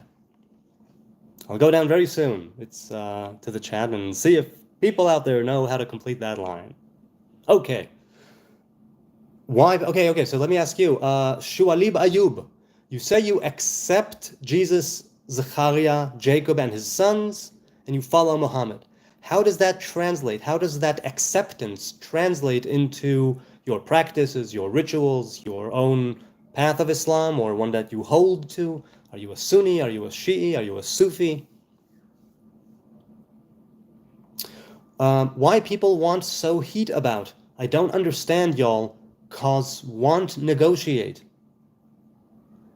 Not sure what you're referring to, Avaranila Chuhyun. Why people want so heat about? I don't understand, y'all, cause want negotiate. I wouldn't know the first thing about the negotiations or how they're going. Stinson, not very optimistic, says BMXers. Jesus to me is it. He is God, says Jem. And once again, good for you, Jem. You also look like a sage. No, I am no sage. I am no sage. I would love to adopt certain characteristics of the sages, to be sure. That is for damn sure. One tribe DNA Inspire says, one tribe DNA demon and angels tribe of Dan from a demon through semen to be a man. Amen. Let's read that one more time. One tribe DNA demon and angels. DNA demon and angels. Tribe of Dan DNA. Okay. It's an anagram. From a demon through semen to be a man. Now, is this an indictment of humanity at large? Which tribe? Is it just Dan, or is it all human beings that go from demons to semens to men? Hey, motherfucker, are you Jewish? Asked Shanto Sheik. Why, yes. Yes, I am. As for fornicating mothers, does the mother of my children count? Huh? It's gotta count. So yes, I am a motherfucker. M says, what is your thoughts on Isaiah 53 prophecy about Jesus? That it's not about Jesus. It's as much about Jesus as it is about everybody and anybody who held a position of influence and power. It speaks of someone, it has to do with the community. In no way, shape, or form does it say anything about Jesus. Shanto continues, Jesus in Islam, says Shualib, is Messiah. Jesus in Islam is Messiah. I can show you the verses. He's also called Isa. He has many names in the Quran. Yes, yes. And the Christians are called Al-Masihiyin. Wait, no? Yes, Al-Masihiyin. Or is it Kha? Al-Masihiyin. I don't know, is it a Het or a Chet? His mother is Maryam, yes. Jesus, Mary, and Joseph, as the exclamation goes. Gage Mungal, bro, looks like he is trying to go for the Osama bin Laden look. If you're saying so, then yeah, I suppose. I'm not a fan of turbans. I occasionally wear a bandana. Sometimes I'll wear it inside something, a tam or a beanie or whatever that where I could put it inside. But usually it's either, like this or up in a ponytail or sometimes in a bun. I don't know if Osama ever wore his hair like that. And so if you're saying the Osama look, I mean, oh, wow. I'd like to look like me and for him to look like him. Why, that's what I would say. Marco says, Jesus didn't come because of the earthly things. Yea, he helps with that. But he came because of the heavenly things and things of his Father. Yes, I understand. He came to bring some great truth, something that later became Christianity and a New Testament, a fulfillment of the old ways and a new path, a new way. All sins are forgiven. It's all love. It's all kindness. It's all simply doing right the will of the Father through the Son, and it's only through the Son you will arrive at the Father's kingdom. All of that is something that I can say, good for you. Good for you. I think Jesus came for because of earthly things, in the sense that if he indeed did walk and talk in the in the times of the Second Temple, then that means that he was a human being, woman-born, and that he had a duty to complete in this life, and a task and a mission to fulfill, in his way, his own personal part of the corpus, the spiritual corpus of Adam. What made up Adam Arishon in Eden. We're all fragments, right? Fragmented from Adam, as it were. Those earthly things are, how do I transcend the earth? Still living, still breathing. How do I learn to transcend? And so if you say, when I'm saying he's just a human being, it means yes, he came to help with that. We are all here to do that. We are all here on earth to do earthly things. But you're saying he came here because of heavenly things. Now, it's if you see Jesus as the fulfillment of an old covenant, meaning the Alpha, the Omega is exactly that as far as you're concerned. Yes, he came here to be the Omega of something. And this is something completely new, something that's from the Father. That tree of life that this bozo with the dreads is talking about, that's Yeshua. That fruit, that's the path, of Christianity or of following Jesus, however you want to say it. Just accept him. Accept Jesus as your Lord and Savior. Christ is King, that whole spiel. All of that is something that I say, cool, but it goes against the Torah. When I put him on a pedestal of divinity and say this is God incarnate, I don't follow in his footsteps, I'm following him. He will return as he was to rule, to sit on the side of God, whatever the case may be. That's where I say, it's not the way the Torah sings it. And, not quite anyway, not quite. And if Jesus as a person and as just a regular sage or bro in the time of the Second Temple, if that's the way that you would want to look at it through that lens, then he definitely did carry out the heavenly things of his Father. Precisely what you say. Mary, yes. Tell it. Isa is Jesus, Inspire says. I'm saying, Isa is Jesus. I'm saying it. I knew that already. Maybe people in the chat didn't. Are we in the end time? The end time is whenever it is the end. Meaning, it could happen at any given moment. What could happen at any given moment is that shift of consciousness, where, like in the book of Yoel, it says that God will pour his Spirit upon all flesh. It's as if there is a great scale, and right, good and evil, the world we were cast into, good and evil on the balance.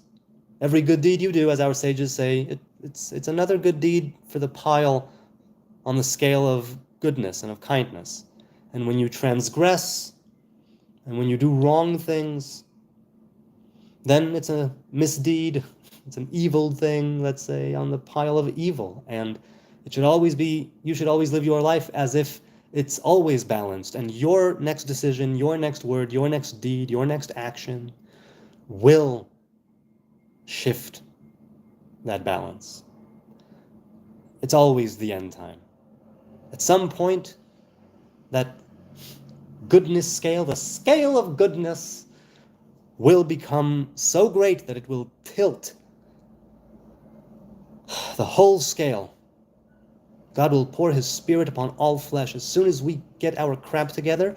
Or, some prophecies anyway say, no, some teachings, no, if we screw up enough, it will happen too. And that's something that, let's say, different sects, even right now, different Jewish sects say, no, you're supposed to actually go against the commandments. That's fulfilling a certain path, a certain way, a certain will of God.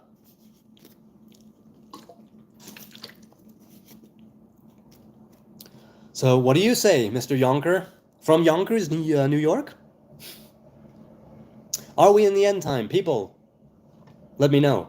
Allahu Akbar. There you go. He said the who this time. Allahu Akbar, says Gaig Mungal. Robert says, hit the like button. Jonathan is the man. I appreciate the vote of confidence, Robert. Inspire. He got wise with wisdom and knowledge, and they stoned him.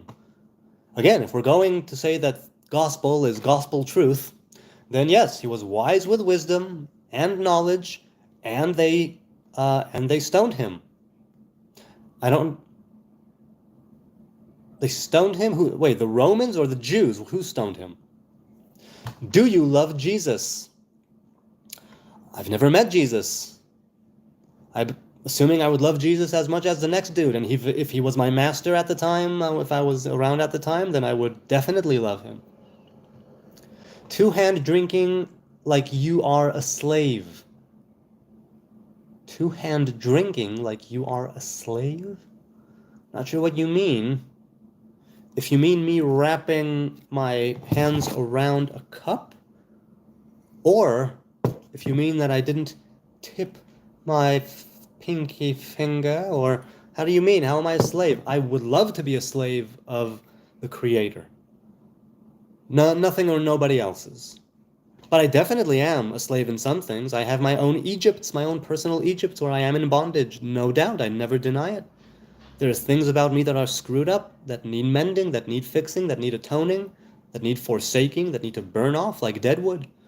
My ego and my pride and my views, certain things need to burn away. Marco says, BMXer says to Marco, the Torah or your conscience is called the way, truth, and life in different places in the Psalms and Deuteronomy. It's even called the tree of life, right? It is a tree of life to those who hold to it, and those who support it and who go and who follow it are joyous. He is the Torah, says Marco. Yes, Christians and followers of Jesus say that he is the very embodiment of Torah, which is why when he died you can now forsake it, and he rose and something new begins. I get it. Once again, I understand what you're saying. Kiana, as a friend, he might. Hebrew Nazi, right? Yes, that's right. And that's why it's Nazarite with an A. It's supposed to be Nazir in Hebrew, and it would mean Nazi, right, with an I. But because YouTube would have a problem with the word Nazi, I figured it's also spelled with an A, so I put the A after the Z.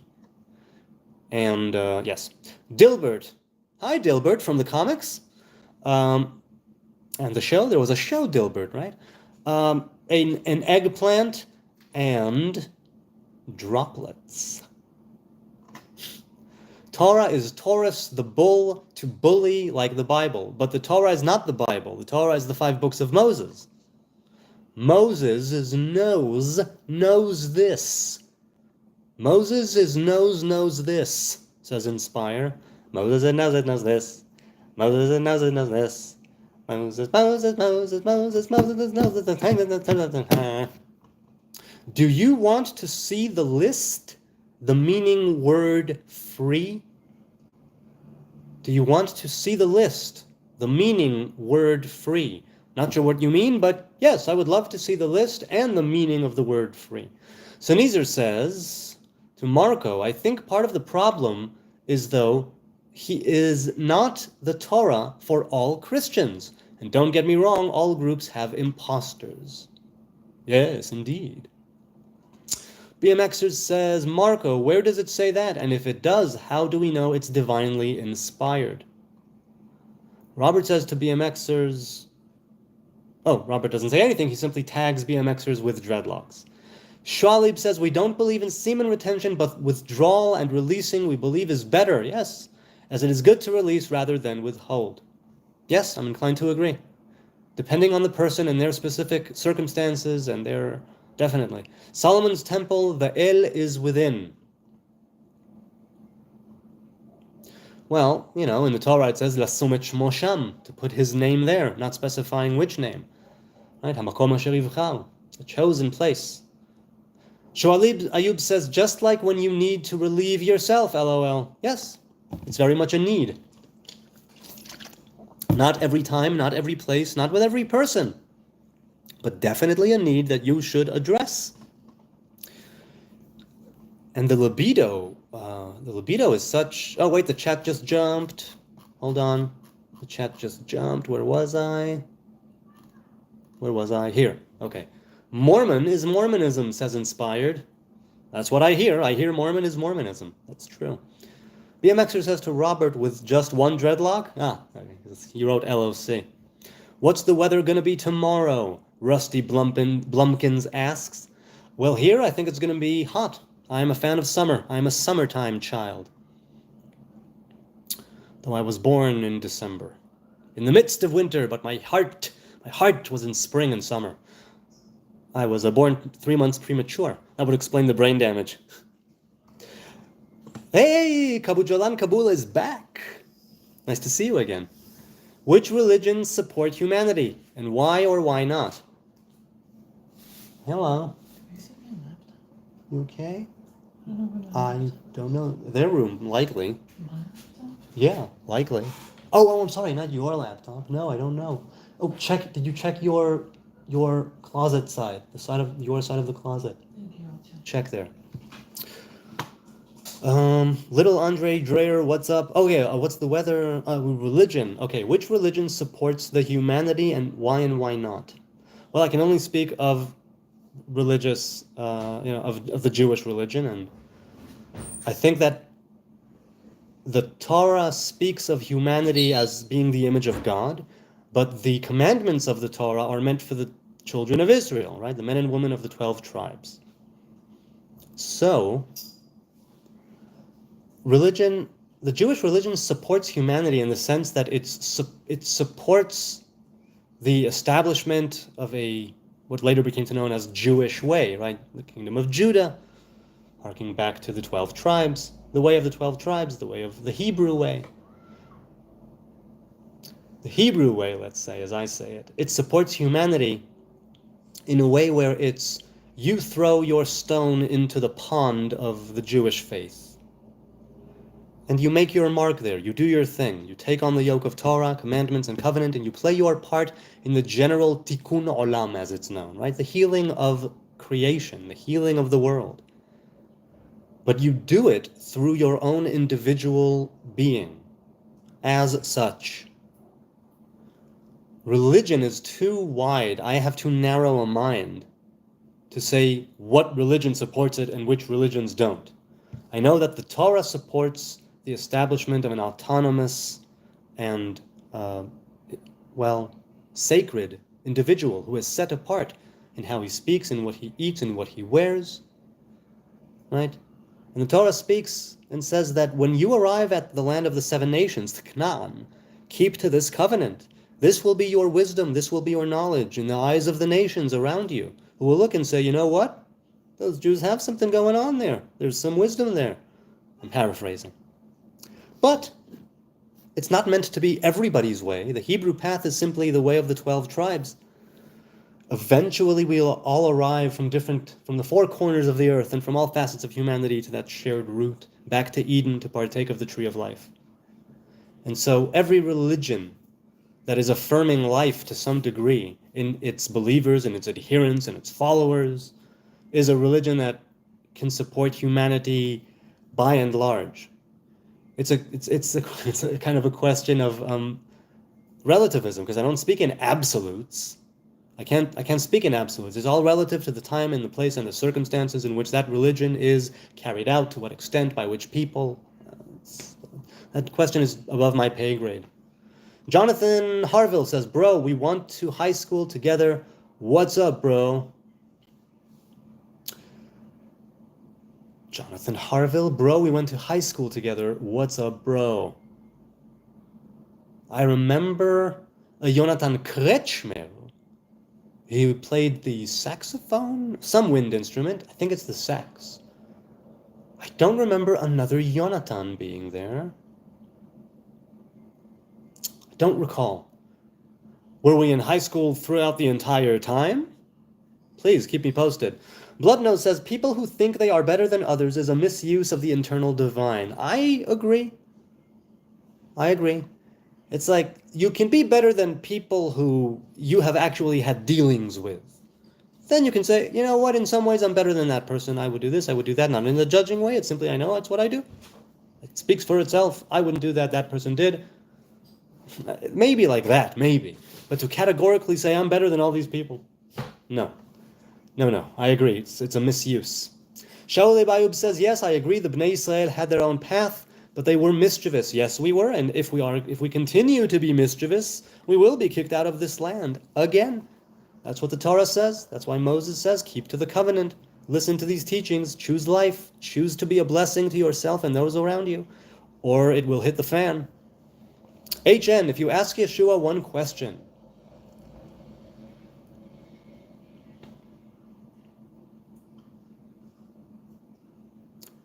if I ask Yeshua simply as a master that I would be following around Jerusalem, then I suppose the first thing that I would ask when he took me on as a pupil or a disciple or a follower, I don't know if people followed him that weren't who later became apostles, right?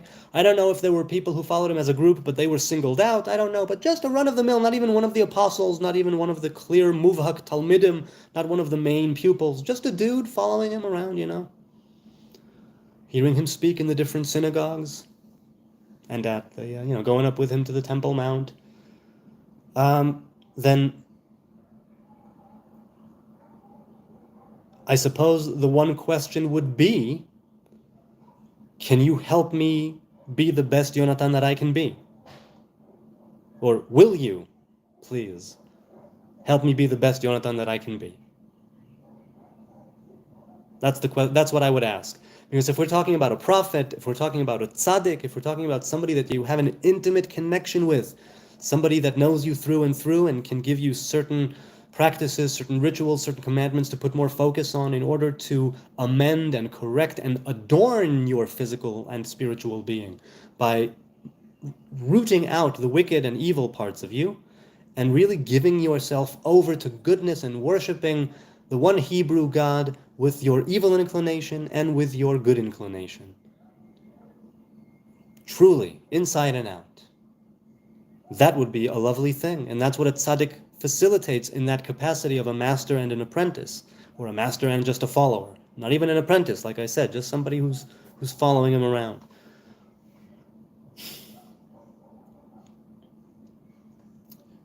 Sneezer says to HN, I'm saying, when you were saying I can understand what you want to share, you were like 99% accurate, at least for me. And what more is the Torah than that? It's all that. It's simply, and there's a one Hebrew God, right? Unknowable, untouchable, beyond the Kittel, right? Not even close. A creator that is fundamentally apart from all creation. Something very technical, but very, very cutthroat. Creator, creation. And the Torah says this is the path, this is the way. Believe in prophets, listen to prophets. If a prophet tells you go worship foreign idols or worship God in a foreign way, let's go worship idols that or gods that we haven't known or our fathers, a new God, foreign God, don't listen to him. Do not follow that prophet. Do not follow that prophecy. So what more is it? It's all of those things, and it's also don't follow the dead. Follow in their footsteps, perhaps. Learn from their teachings, but don't follow them. They are dead, gone. Or if, like Hanoch and Eliyahu, that's not Torah, but Hanoch is, Eliyahu isn't, which is that people who are living can be given different assignments while they still live and not taste death.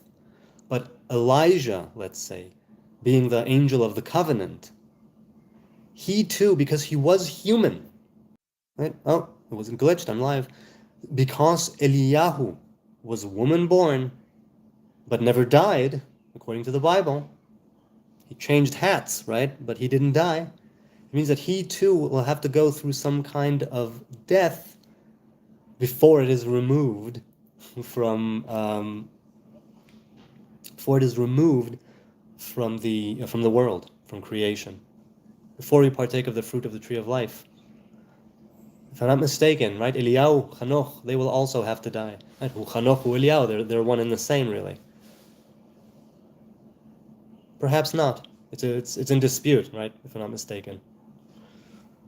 So you just don't follow the dead. You don't follow dead people. You don't say that they are divine. You can say they're angels, but you can't say they're divine. Inspire says to live with goodwill, a touching faith, that despite the unreasonableness of men and events, there is deeper meaning in things.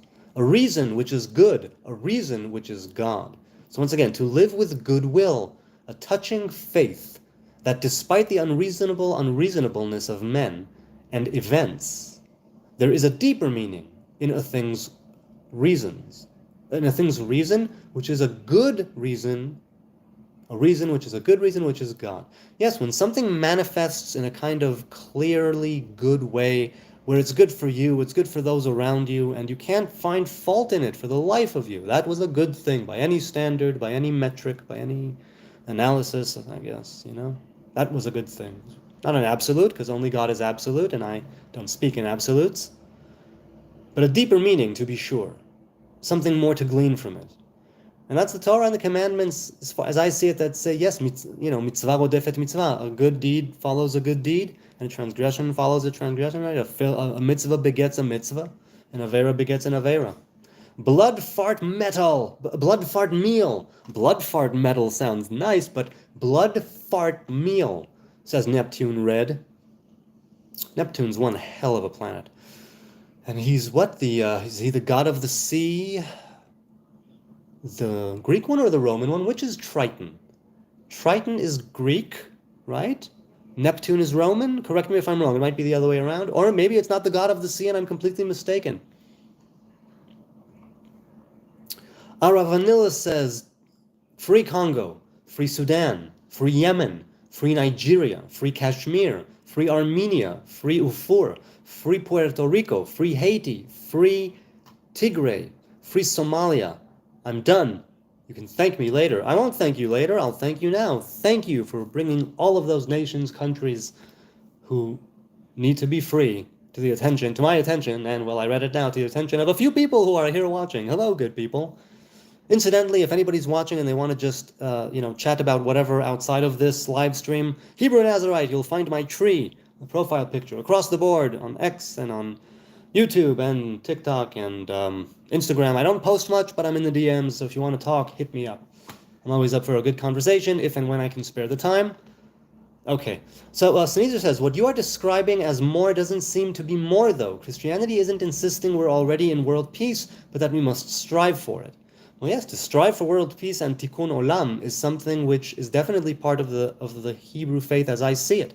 The thing is that basically, since the destruction of the Second Temple in 70 AD by the Roman Empire, things have become so screwed up because we had, in order to conserve the Hebrew faith, we had to just, right, the 4 cubits of halacha had to be how God reveals himself in the world, according to Talmud. And it's good that Christianity isn't insisting on it. Cool. Are they insisting that Yeshua is the Son of God, a God incarnate, something that's part of a trilogy, and that God is 3? Because no, God is 1. Echad yachid u'miyuchad, one unique one unique and called one. Right? Meaning one and not 2, one of a kind and not of different kinds. Right, one as opposed to 2, one of a kind as opposed to different kinds, and alone. Marcos says, I used to think I had Jesus-like powers in my dreams. It's ridiculous. Light against demons in sleep. Have you had, Marco and people in the chat, have you ever had lucid dreams? I've had a few in my day. Somewhere I was aiming to do so by training myself and going through a kind of process before bed, and when I wake up with a dream journal, and also things that happen spontaneously. A lucid dream, once or twice I've had a spontaneous one. It's lovely. I've mentioned them once or twice in the chat. So when you say you thought you had Jesus-like powers, can you be more specific? What kind of Jesus-like powers did you think you have, Marco? As for light against demons in sleep, the dream world is one hell of a thing. Shalib Ayub says, Bnei Israel will cause mischief twice in the land, and God will punish them and put them in their place due to the impression they caused themselves. Yes, and that's what happened, right, with Babylon and with Rome, and is a more efficient blueprint. Yes, blueprint. That's right. Oppression, says Shuaib Ayub. Oh, there's no L there. I've been saying Shualib or Shuaib. I don't remember what I've been saying. The fact that I don't remember what I've been saying means that I might be getting a little tired. And it's been 2 hours nearly on the dot. I'll keep going. I'm going to keep going. I like this. Let's keep going. At the very least, easier to understand. Okay, I hear you. Ad nauseum, that there is no evil, nothing can hurt anything. Well, what do you mean? I'm not sure what you mean. I know what you mean by the Latin phrase. I don't know what you were referring to. Bro, your hair is so cool, says Ken. Thank you. It's just hair. It will, decay like the rest of me. And it's all dead. The roots are alive. The roots are alive. Daniel Hurwitz got mad trolls cool. Dilbert, I will start my own religion. Hey, go for it. Many people do it. Many have, said Sneezer right there. Yes, exactly. Jesus farted in my back, Neptune Red says. Well, okay. After he farted in your back, did he cover you with the blanket? Or was what kind of, were you in some sort of an intimate situation or, a bro hug and he turned around and did that right after, putting a kind of a damper on it? What happened? Scott Keeler says, I doubt it will happen anytime in the foreseeable future, but it's time for the Palestinians to get over it. They, just like the Jewish people, haven't had a homeland in close to 1,000 years. How really do you figure that? Because before the British Mandate of Palestine, it was the Ottoman Empire, and they ruled for a good long while. And, I'm revealing my ignorance here. Yo, you dumbass, Palestinians are not Ottomans. I get that. All I'm saying is that land could have been turned into the Palestinian kingdom at any time. I wonder why their Muslim brothers and sisters denied them that. Dilbert Sneezer says, easiest to understand but a little boring is love, loved, lovingly, loving, love. Thus lovingly loved, loving, more love. Pin my word, bro, Sneezer, you better choose the future. I will pin your message. Pinned. Marco says, bro, Jesus won all the battles. He defeated Earth, all the Egyptian gods, and he is claiming he is God. He is the God. Everyone knows that. Marco, I'm not saying that you're wrong. I'm saying all of that could be true. It's not my path. It's not the way that the Torah is revealed to me. It's not the way that God reveals himself to me. Through the Hebrew lens, in the Hebrew way, with modern Orthodox indoctrination, and a mixture all that thereof, and psychedelic experiences, substance-induced and not substance-induced, I simply say that following the dead is not my path. I seek to hold to the tree of life. I don't follow dead kings. I follow in their footsteps. I don't follow dead messiahs. I follow in their footsteps, perhaps. I don't follow dead sages. I follow in their teachings, in their footsteps. Not them. I don't say, there is God. He was perfect. He was God incarnate. He is part of God. There's a Trinity. None of that. Zip. Not a thing. As for everyone knowing that, obviously many Christians in the world, and they know that. Dude is the source of all LSD, says White Knight Productions. No, I believe it was Dr. Hoffman that was the source of LSD, at least in the modern age. Right? He synthesized it, if I'm not mistaken, him and his partner, or was it him alone?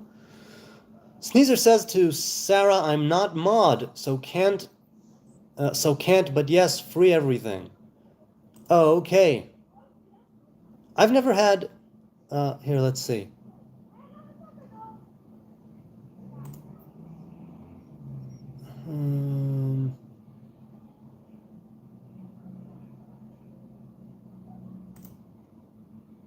Okay.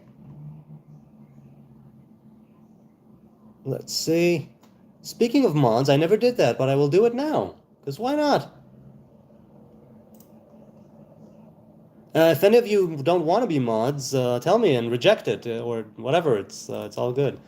Okay, let's continue. Where is Ariel? I don't know where he is. I hope all is well with Ariel Marshall. Marco says even angels know that. Yes, angels have pretty much all that they have. It's that revelation that is unique to them. They have no free will. They have no freedom of choice in the Hebrew traditions. They have their task in that time, in that moment, right then, right there. That's what they know. Kabjulan Kabul says, oh, my friend, we need Noah, Ibrahim, Isaac, David, Jesus, Muhammad in this world more than the past. Well, when you say Noah, Abraham, Isaac, David, Jesus, Muhammad, I see People who, let's say, held to certain divine attributes and revealed divinity through their humanity in the way that they spoke, in the way that they acted. And yes, I think we can all be like Noah and build that ark. We can save the very world, our own inner world and our outer world. Ibrahim, Isha Chesed, Isaac, his son, who was willing to be put on the chopping block, as it were. David, the warrior poet who learned from his mistakes, who was just a human being, but he did so much. Jesus, I don't follow him, but if the gospel is true, he was a stand-up guy. And Muhammad, which I know nothing about, but if he brought down a word, and for the sake of argument, let's say that he was truly worthy of a divine revelation and brought down the word of God in the Quran, even if I don't follow it, then yes, we could all be more like them. We don't need to be in their shadow. We need to follow them, right? The sun is wherever it is, but we need to, yes, follow them. Be the best that we can be. So that when someone makes another list like that, whenever they do it, they will say Noah, Ibrahim, Isaac, David, Jesus, Muhammad, and Kabul Jan. Be that kind of dude. Yes, be on the list. Be on the list. Bloodnose says, this world is the one Satan developed and perverted. We are born into it to learn that is not the way. To say Satan developed and perverted, could you be more precise? As for born into it, yes, we are born into it to discover the way, our way, and how we move and act in the world. What is it that we are doing here? Ask the bigger questions. Who are you? And what do you want? That's my IRA. We love your Nazarite dreadlocks, says Robert Harrison. Thank you, I appreciate that. My God, creatures from different dimensions admit he is the God. My God, creatures from different dimensions admit he is the God. Okay, yes, I'm saying cool. All the angels and all the divine beings, from the demons in the different halls of the klipot, right, the evil halls, the wicked halls, to the highest of angelic choirs, all of that. Yes, creatures of different dimensions, creatures of more divine nature, who are not made of these four elements that we are made of, let's say. They are of a more noble sort, but we can get even higher. Yes, he is God. Kadosh, Kadosh, Kadosh, right? V'kara ze el ze ve'amar. They turn to each other. Ayeh mekom kvodo. Where is the place of his honor, of his glory? Kadosh, Kadosh, Kadosh, Adonai Tzvaot, Melo chol haaretz kvodo. And he is manifested here in the land, in the earth, in Malchut. That's where we are.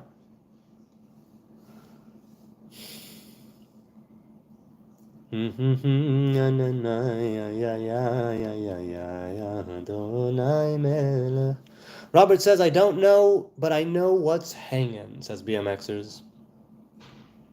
White Knight says, so you are saying death is a phase shift for consciousness. No, I'm saying that death, depending on how you lived your life, you will have your after death. Not afterlife, after death. And there you are either sent to a kind of purgatory, a Hebrew purgatory, or you did all you had to do, incarnated, not incarnated, whatever the case may be, right? Reincarnations, I mean, or not. You completed your task, and you can go wait at the lower Eden. You can go wait with the rest of the souls, let's say, who have been revealed in their entirety, rooted out evil from themselves through multiple iterations, let's say, of being a human being in the world. The phase shift there is not as great as partaking of the fruit of tree of life. That is truly living, not as a duality of life and death, or an afterlife, a life after death. There's no life and death. Those concepts are not around anymore as being, let's say, at odds or one that completes the other. It's not a yin and a yang. There is no positive and negative. There is no yin-yang. There's just one. God will pour his spirit upon all flesh. That death, let's say, is something you have to go through because you hold in some way to Adam, practically, conceptually, technically, whatever. That first iteration of a human creation in the Torah.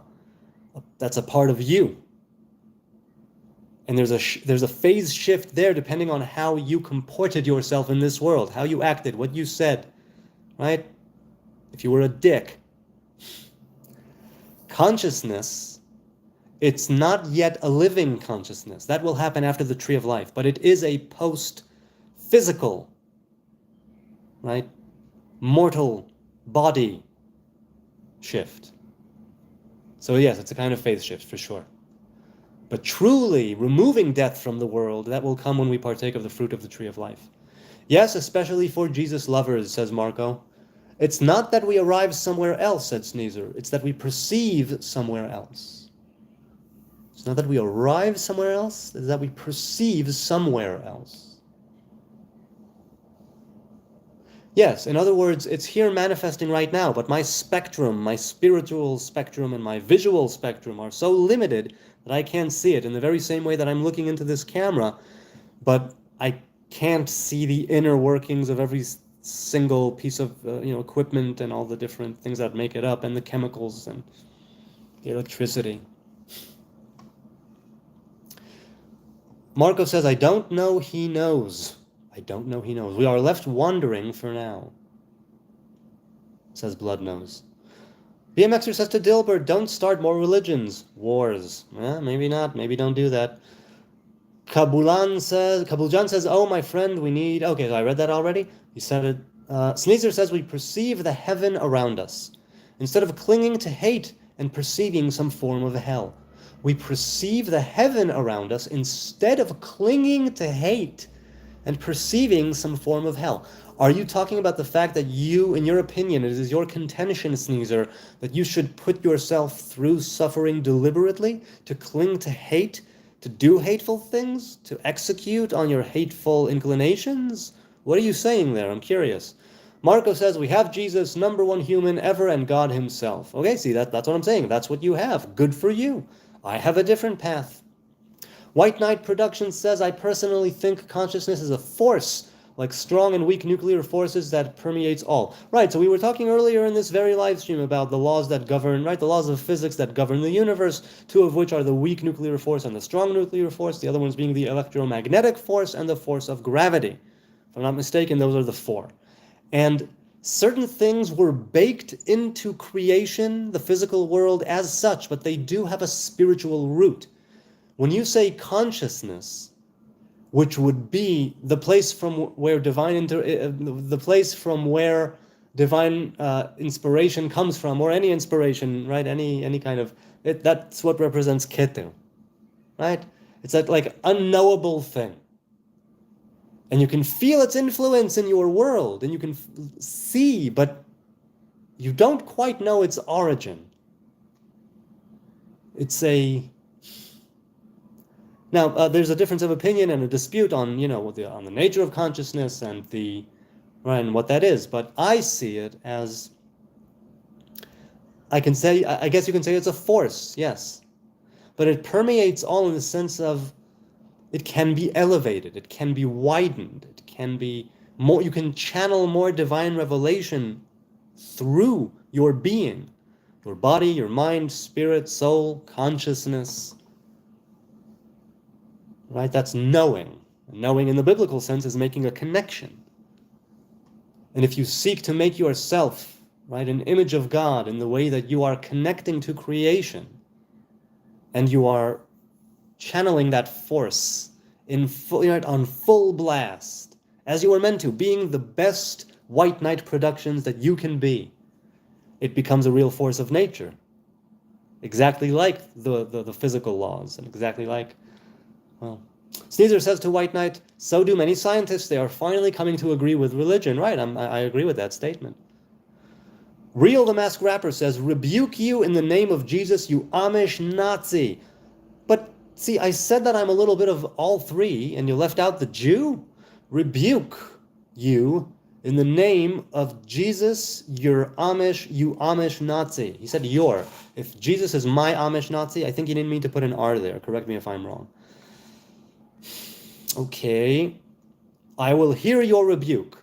Real the Mask Rapper, if you're still with us. He wrote this at 10:16 p.m. and it's now almost 11:16, an hour. If you made it this far, by the way, thank you. I appreciate every single like and every single sub, every whimsical piece of trolling in the chat. Rebuke you, but give an actual rebuke. Do this, don't do that. Come on, let's get specific.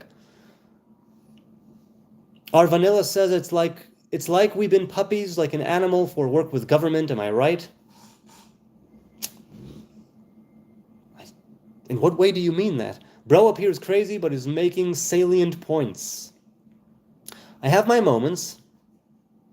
As I said last night in the stream when someone brought up insanity, and I said, I don't think I ever questioned my insanity. I simply know that I'm a logical being that sometimes does illogical things.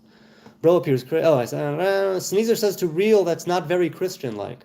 Real, the rapper, says he is too pussy. He doesn't read my comments, LOL. Well, and this was an hour ago. I'm going to agree. I am a pussy, but not because I don't read your comments. I definitely do read every single comment. In fact, can we pin something else now? Let's pin this. Replace pinned message. Boop. He is too pussy. He doesn't read my comment, LOL. I'm only assuming that you're referring to the LOL, which is laughing yoga. Go with that. That's very, very good. Laugh, laugh, laugh, laugh in this life. Consciousness or not, there is no higher than Jesus consciousness, Marco says. That's for me. I hear you. Once again, I understand what you're saying in the way that I can. I simply take a different route. Kabuljan says, oh, my friend. Okay, he said that again. Oh, my friend. Oh, my friend. Oh, my friend. Oh, my friend. Bloodnose says, Christ's disciples only chose to follow him after he told them to. So, yes. It could very well be that I would follow him if he told me to. Yes. It's like that Eliyahu and Elisha. Oh, I mean, Elisha and... Eliyahu and Elisha. When Eliyahu goes by in the field and Elisha is plowing the land with 12 oxen or 12 beasts. Was it 12? I think it was 12 or 12 pairs. I don't recall. And Eliyahu throws his garment to him. Oh, let me go and say goodbye to my mother and my father. He says, what? Elisha goes, comes back, picks up the garment, and he is his disciple, his follower, his apprentice. Always two there are. The rule of two, huh, people?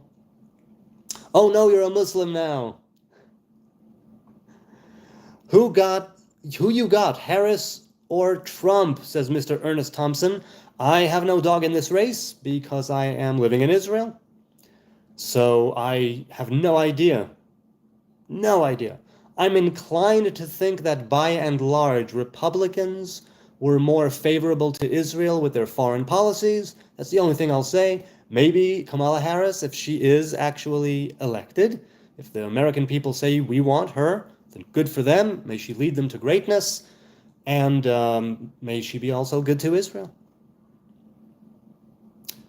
Trump moved the embassy to Jerusalem, and while it was very symbolic and not some earth-shaking thing, shattering thing, for some people it definitely was an earth-shattering thing. Caesar says to Bloodnose, and I one of they. I one of they. Marco says, I wish Jesus comes to you and tells you he is God. Okay. And to which I will say, you're a revelation of God? Tell me more.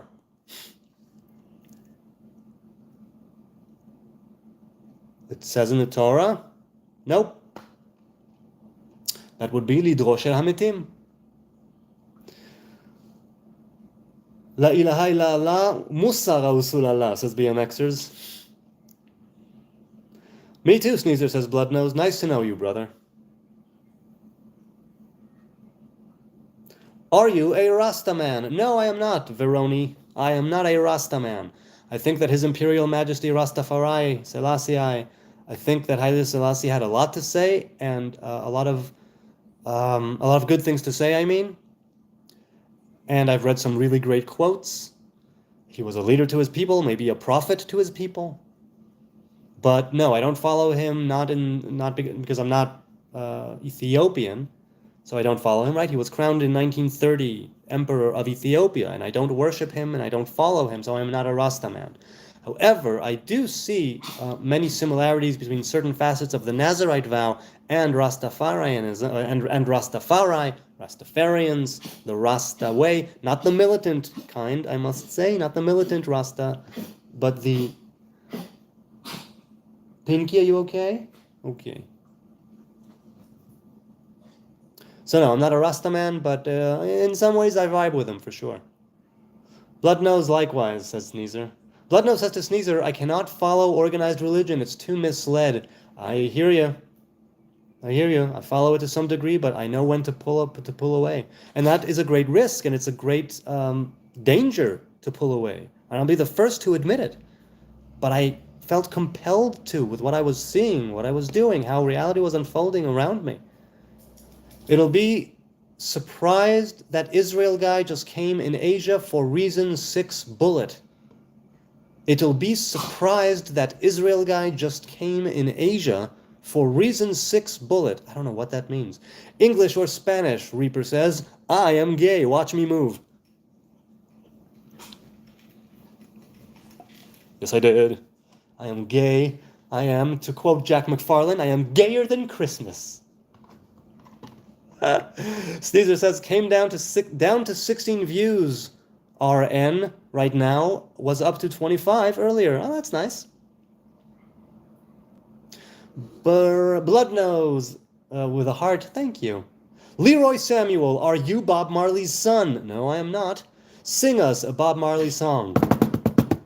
Don't worry about a thing, because every little thing gonna be alright. There.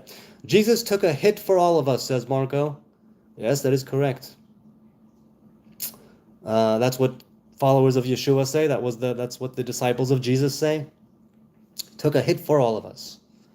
And it's true in the sense that they say that ba'avon, sonehem shel Yisrael tzadikim metim, that because of the wrongdoings of the children of Israel in their time and place, the righteous people of that time and place perish, and they go and they leave early or earlier. It's a teaching that permeates the orthodoxy. It's in there. It's a symbiosis with the tzaddikim and the people. So when you say took a hit for all of us, I suppose that's the case. If he was indeed a sage and a student of Rabbi Yoshua ben Pachia, he took a hit for all of us, and we were so divided, and there were so many battles between the different facets, and he took a hit for all of us in that sense. In the sense of all sins are forgiven and all that, I don't believe that for a second, but in the sense of, he took a hit because and for the people at the time as a kind of atonement for the people at the time, that I'm willing to believe. That's a more, let's say, orthodox way of looking at it. Sneezer says to Bloodnose, think of it this way, the preachers are usually there to be a bad example. Organized religion, huh? Samja says, I just subbed. Thank you, Samja. I appreciate the support and the vote of confidence. BMXer says, saying/thinking people with dreadlocks are Rasta is probably the dumbest stereotype there is. It's like saying anybody with a big beard is a Muslim. So I'm a Muslim Rasta? Charlie Witt, how do you feel about the United States turning against Israel? Well, first, I don't know to what degree the U.S. is turning against Israel. But I know that in the United States, it's America first, and that's the way it ought to be. If it's not. It's definitely the way it ought to be. Right? That one nation under God with liberty and justice for all needs to look out for its own interests. They have deemed Israel to be of very, very vested interest.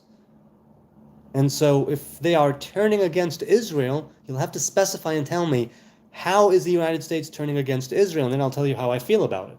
Because I don't know how they are turning against Israel. The U.S. and Israel seem to be in a good allyship, tenuous at times, but definitely a good one overall. Marco says, Rastas and Jews, that's the same. Well, I know that some Rastas say that Jesus is God, and that Haile Selassie, as Imperial Majesty, Rastafari, that he was the second coming of Jesus. That's why they worship him. And that's, again, not a Jewish idea. It's not a Mosaic idea. It's not a Torah idea. Lo lidrosh el hametim. Do not go seeking counsel from the dead. Follow their teachings, go in their footsteps perhaps, but don't seek counsel from them. And you shouldn't have direct contact with them in the sense of go and pray to them, ask something of them. It should be, God, protect me, keep me by the merits of, this dead person who died. In their merit, because they took the hit for all of us. May I now here, who is still breathing, walking, talking, and trying to better my ways, because of the good things they did, right? The zchus, the zchut, may it stand up and be there for me, right? Their merit. That's the way of going about it, I think, at least in the Hebrew faith. Yes, but no. Together, here, says Sneezer. Charlie, we are not, said Robert Harrison. Actually, I have the Book of the Seven Thunders, says Dilbert. I don't think I know what the Book of the Seven Thunders is. The Book of Seven Thunders? Exploring the little book of Seven Thunders, everything you ever wanted to know about the science of the cards. I see, so it has to do what, with tarot cards? Or a different kind of card? Bloodnose says to Sneezer, I cannot accept that the human leaders are misleading the innocent others. You cannot accept it, but you will? You cannot accept it, but you must? What are you saying here? Robert says, Sneezer says to Robert, I suspect Trump may leave Israel right after election. Could be, who knows? He's a wild card, they say. I don't know what they're going to do. Leroy says, who is to be blamed, Palestine or Jews, for the war that's going on? Both sides have treated each other very poorly. Both sides need to cut out certain things. Both sides need to work to find more common ground. However, for the war that's going on, definitely Hamas, there was a ceasefire. They broke it on the 7th of October. There was an ongoing relative ceasefire, and they broke it. So they are technically, practically to blame. And while you say, oh, no, this is after 70-something years of oppression and being under the boot of the IDF, or IOF, as people say, so obviously they're going to react that way, obviously. To which I say, no, if you're going to go back there, then go even further. There's been hatred and pogroms by the Arab, Muslim, dwelling people in the land of Israel, in the land of Palestine, way before the State of Israel. Was the State of Israel to blame in 1929? Was the State of Israel to blame in all the animosity and the killings that went on? All the different riots where Jews were slaughtered in the early 20th century? Was the State of Israel doing something to Palestinians then, as Palestinians? Come to think of it, was there even a Palestine then? Right, there was a British mandate of Palestine. Right. No flag, no anthem, no coin, no leaders. There was the Arab Muslim population leaders, right, and the muftis, etc. Definitely. So, Hamas. But it's not Palestine or Jews. It's Israel and Hamas. Those aren't the two, right? I take issue. It's not Jews or Palestine. It's Hamas and Israel. Charlie Witt, yes, Robert Harrison, where have you been? Misunderstanding, said Sneezer to Leroy. Is it Leroy? Yeah, Leroy. You need my hummus, Sebastian Hartz. Hey, Sebastian Hartz says you need my hummus. Oh, I really do. Sebastian Hartz, if you could find a way to make some good hummus and ship it to me here in a way where it will arrive at my doorstep, a regular container, but one that nonetheless functions properly, and we'll be able to keep it nice and at a temperature so it won't start to go bad, to go sour, to rise, right? Then please send it my way. I really do need your hummus. I have hummus and tahini running through my veins all my life, pretty much. The cracks where we have been broken is where the light gets in. Yes, that's part of what Leonard Cohen says. Ring the bells that still can ring. Forget your perfect offering. There was a crack in everything. That's how the light gets in. It's because of Al-Aqsa thingy, says Aravanila. No, it's because of organized religion on both sides. So yes, the Al-Aqsa thing. Hakatzeh. The edge. BMXer says to Marco, very big difference between Rastas and religious Jews. Rastas believe in the New Testament, but Jews don't. Yep.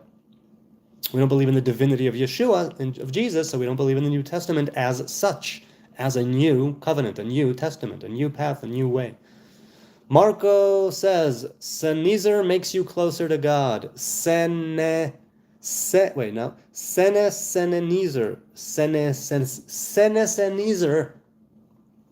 Senizer makes you closer to God. Okay. Charlie Witt, Sneezer tells you, just another filter bubble. You can bet nobody is in a filter bubble of pure truth. A filter bubble of pure truth. That's a lovely way to put it. Marco says, Jesus. Stephen says to Marco, to follow me is to follow he who sent me. Okay. The MXers is a flag of South Africa and a heart and a flag of Israel and a winky. A pinky winky? A pinky winky, a stinky pinky winky. Where is she anyway? Hey girl, she's in her bed. You're down for the count? For the past few days, after I get off the live stream, I walk her nightly walk. And for the past few days, she hasn't wanted to go. All religious people are so stupid, it's unbelievable. Oh, I'm definitely stupid, and it is believable. Look at me. But yes, I am definitely part stupid. I don't know to what degree I am, but I definitely am. Marco says, I stick with Jesus even dead. And again, I don't fault you for it. Mainly because you're not a Hebrew man or woman. You can follow the dead. Go ahead and follow Jesus. No, Robert Harrison, another lie, says Charlie Witt. Charlie, we just gave them 20 billion. Oh, I see, referring to U.S. and Israel and the relations. I mean, who else? Yes, says Marco. Jesus first, says Aravanilla. Sounds like a Jewish song. Yes, it was. So you don't like what God created? I very much like what God created. The thing is that human beings, as co-creators of this life and of this world, insofar as it's them, they make their own life, they make their own destiny. So God created things that are, let's say, the forces of nature as we understand them, and they sort of run, right? They run. They have an orderly side and a chaotic side, the duality of this world. I do like what God created, but it's not... I seek to elevate, let's say, myself, and in doing so, elevate all creation. What did Rav Kook say, the first chief rabbi of Israel? He said, Kol ma she'ha'adam mitgadel, mitgadel ha'olam kulo imo. You know, everything that, in every way in which a person raises himself up, the world is raised with him. Yaman. Who is smarter, Arab or Jews? Women. Women are smarter. Doesn't matter if they're Arab or Jews or Arab Jews. I know several who have their roots in Syria. So Arab Jews, whatever it is, women are smarter by and large. Hello, kitty lover. I found out, I was watching a documentary back when the recent puppy was a newborn. So about a year and a half ago. I was watching a documentary about toys and their origins on Netflix. Hello Kitty is meant to be the image of a young British girl. That's what they sought to accomplish there with that figure. Hello Kitty is a British girl, or London even, let's say British, in the eyes of the Japanese what's his name? And the line, the tagline, Hello Kitty's tagline, small price, big smile. I have him in my head from the documentary. I don't remember his name. But yeah, Hello Kitty is the image of a British girl. Some religious teachings to set a... Okay. Personally, I'm agnostic, says White Knight. Coraline's father. I've seen Coraline. Is it Coraline and the Magic Door? Coraline and the what? What is it? I saw it once. Ugh, creepy. Love the art. Love it. But I've seen it only once, years ago. I should see that again. Personally, I'm agnostic, says White Knight, but I see the value of some religious teachings to set a guideline for moral principle. Precisely that. Precisely that. Bloodnose says to BMXers, God created the fallen angels, and I do not love that. Sneezer says to Bloodnose, but without darkness, how would you know light? Exactly, a world of duality we are in. Robert says to Leroy, God. Arab or Jews, he says God. Marco says it's great to be a human, humiliating experience, and I wouldn't know how to be that without Jesus. Everything else is just silly. I understand what you mean. Again, you've found something so great, of such magnitude, that it simply envelops you from the outside, pours out of you from the inside, and you can feel it in your very DNA. You can feel how Yeshua, how Jesus is working with you and through you and towards you, alongside you, carrying you. I get it. I do. I simply say, no, that's a man. He was only ever a man. But I get all of those things from divine revelations as they come to me if I merit them through my actions. And I don't know God, but I know how God reveals himself to me, and I'm sure that Jesus in his time and place was a wonderful revelation of wisdom. Everything else is just silly. I understand, because some people cleave to Jesus so much. It truly is burning in their hearts, that love of the Anointed One, the Messiah, the one who came and fulfilled it. He did it. He got it done, withstood temptation. That type of person is one you would want in your corner. That is a person you would want to emulate. And for there to be a bond of love between a Jesus follower and Jesus, that's so intimate. That's so come what may, hell or high water, until death do us part and beyond. And that I get that. And I get how beautiful and wonderful, poetic and sweet it is to have that connection, everlasting. Minute by minute, it can get stronger, like a piece of oak, just toughening up. And not in anybody's face, in a very sort of passive way where you really do feel divine energy in the things that you do and the way that you do them. And you have yourself, the community around you perhaps, friends or family, whatever it is, or even just you alone on the mountain or in the cave. You feel fulfilled. You feel the most alive because it harkens to that tree of life that was forgotten, or that was left behind for now. Not forgotten. Definitely not forgotten. What a Freudian slip that was. But many people, I think, do forget that the path leads back to Eden and partaking of the tree of life. Many people, in my estimation, associate something of a forbidden nature with the tree of life as well. But the tree of life was put under guard, yes, but never forbidden. Not before the eating of the tree of knowledge of good and evil, nor after, when the guides were put in the path. Guides. The flaming sword. Jesus never cursed darkness. Right, you don't curse darkness, you make more light, to paraphrase Rav Kook. He said the pure righteous, right, they don't minimize darkness, they amplify light. Maximize light, to give the minimize max. I too suspect light, as it has been come to know, is the deceiver, right? The light bearer, that's what he's known as, right? Eli the Sloth. Great name, man. Man, cut your goddamn hair, dude. You look like a hobo. Yes, I know. In fact, there was once when I was riding the train back home from the library, I was working there, and I caught the train back home in Amsterdam, and there were a few people who thought, whatever they thought, that I wasn't listening, or that I'm not right next to them, or that I was asleep, or I had my eyes closed, or I was reading a book. I don't recall, but they weren't as quiet as they were wondering among themselves. They were wondering if I'm homeless. And I was thinking to myself, just smiling on the inside and going, thank God, I'm on my way home to my loving family, and it's a home I am so connected with so deeply.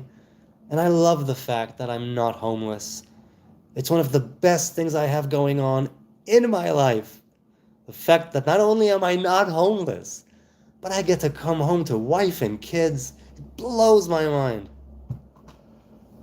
I am so blessed. I hope that I am blessed so much that I will be able to bend more so to the will of the Most High, that I will be looking at so many wondrous things that I am being showered with, that I'll go, okay, I gotta give him some bad shit now. Even if I've had my excuses or different payoffs or secondary reasons of why I've been keeping myself being a piece of shit in some things.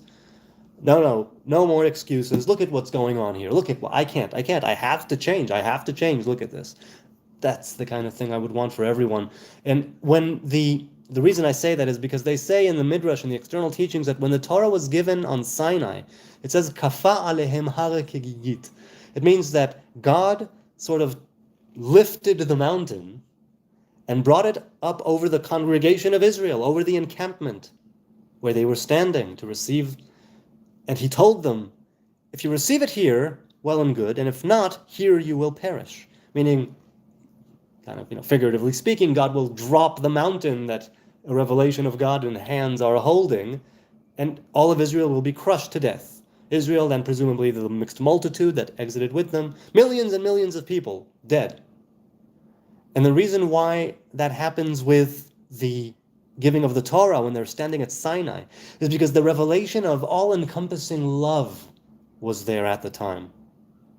All-encompassing love. To such a degree, to paraphrase what Sneezer says, the people of Israel, when they were at the assembly at Sinai receiving the Torah, when Moses ascended, that whole thing, there was a revelation of the divine that has not existed until then or since. It was a once-in-creation sort of thing, what Moses and the Israelites went through there. And so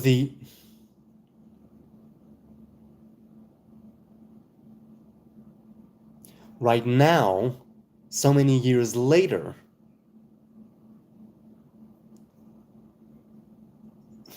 I lost my train of thought. I'm tired. It's been 2 hours and 42 minutes. Oh, I was going to say something and I lost my train of thought. Damn it. Maybe it'll come to me.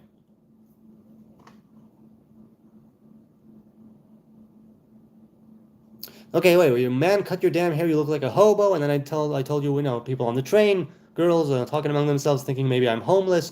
I get to come to a home, I'm so blessed, I hope the blessings will bend my will. Yes, I hope that just like the will of the Israelites was bent, they had no choice but to accept the Torah. And the people say this our sages in the Midrash say it's as if God took the mountain and lifted it above the camp and said, well, are you going to receive Torah or do you want to die? And they're like, of course we'll receive the Torah. We don't want to die. In that same conviction, and of course we'll receive the Torah, the revelation of love and divine energy was so great that they were choiceless against it. They simply had to, in every fiber of their being, surrender to this great revelation of love, unity. Oh, fall asleep, little doodle. Go back to sleep. So in that way, I hope that my blessings and my cup will runneth over to such a degree that even I, in my stupid ways, will be able to bend my will towards righteousness. That's what I would want. The evil is deceptive and appears as light. I agree. There's a great deception. Oh, yeah, exactly, said Sneezer. Bunny Camo. Hi, Bunny. Jesus loves us all. Bunny Camo, too cute, said Sneezer. But yes. Rio says, straight hair doesn't work with locks. What do you mean it doesn't work? I'm not trying to make locks L-O-C-S, whatever that means to you. I simply stopped brushing my hair and this is what happened. So if you say it works or it doesn't work, it's not a question of working or not working. It simply is. You could argue over whether or not it works, but it's mute. It's moot. USA? No, not USA. I'm in Israel, in Jerusalem, the holy city in the Holy Land. Bunny says he came here to give us a chance to be saved, for a chance to be with our Heavenly Father. Yes, and I say that you save yourself. You could go with different sages and their teachings and righteous people, you can cleave to them, but it's you eventually who need to carry out your own savior, to be your own savior and carry out your own saving in the world. As for a chance to be with your Heavenly Father, yes, when you manifest that image of God to the degree that you are, to the greatest degree, it's truly for you to know what it's like to be with your Heavenly Father. Bloodnose says, if you want to hear the current state of America, listen to NPR and the young women talking about war. Hit the like, says Robert. Anybody out there listen to NPR? I don't think I ever have. Bloodnose says, I need to learn more about the first and second temple. Hey, you and me both, man. The major difference is that there was no Ark of the Covenant in the second temple. There was a stone of foundation. Same location, but closer to the ground, and no golden Ark. Kabuljan says, why the Israelis take the revenge of German atrocities from the Palestinians? I have no idea what that means. You mean that evil things were done to us, and so we do evil unto others? Listen,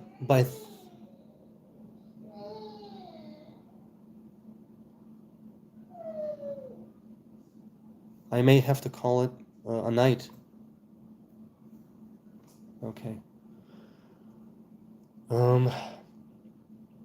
I don't think for a second that the Israelis as a collective, as a state, as a government, an establishment of a state, right? The way what we're trying to work here, I don't think we are, David that became Goliath.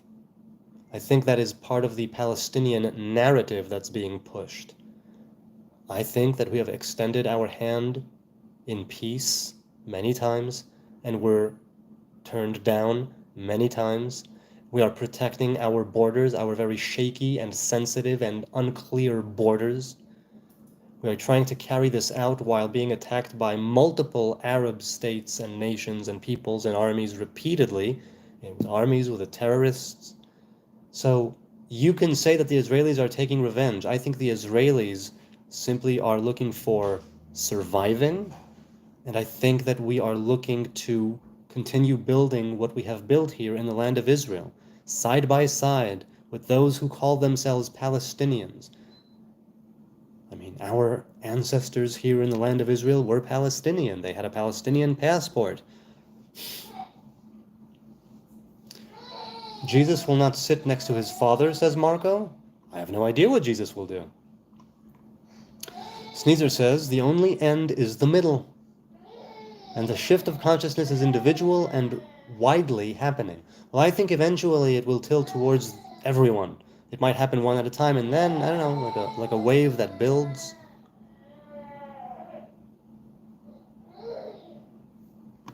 Give me a second.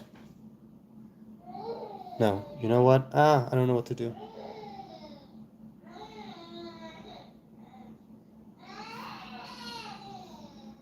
Give me 30 seconds.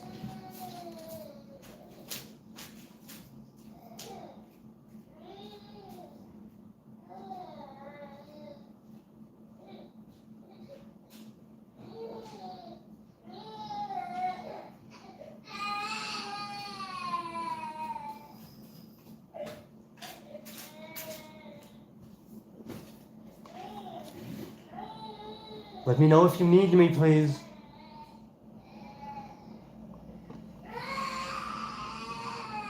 No, you know what? I'm going to say goodbye. Good night. See you tomorrow, God willing, 9 p.m. Jerusalem time. Until then, positive vibes, peace, love, harmony, God willing. God willing.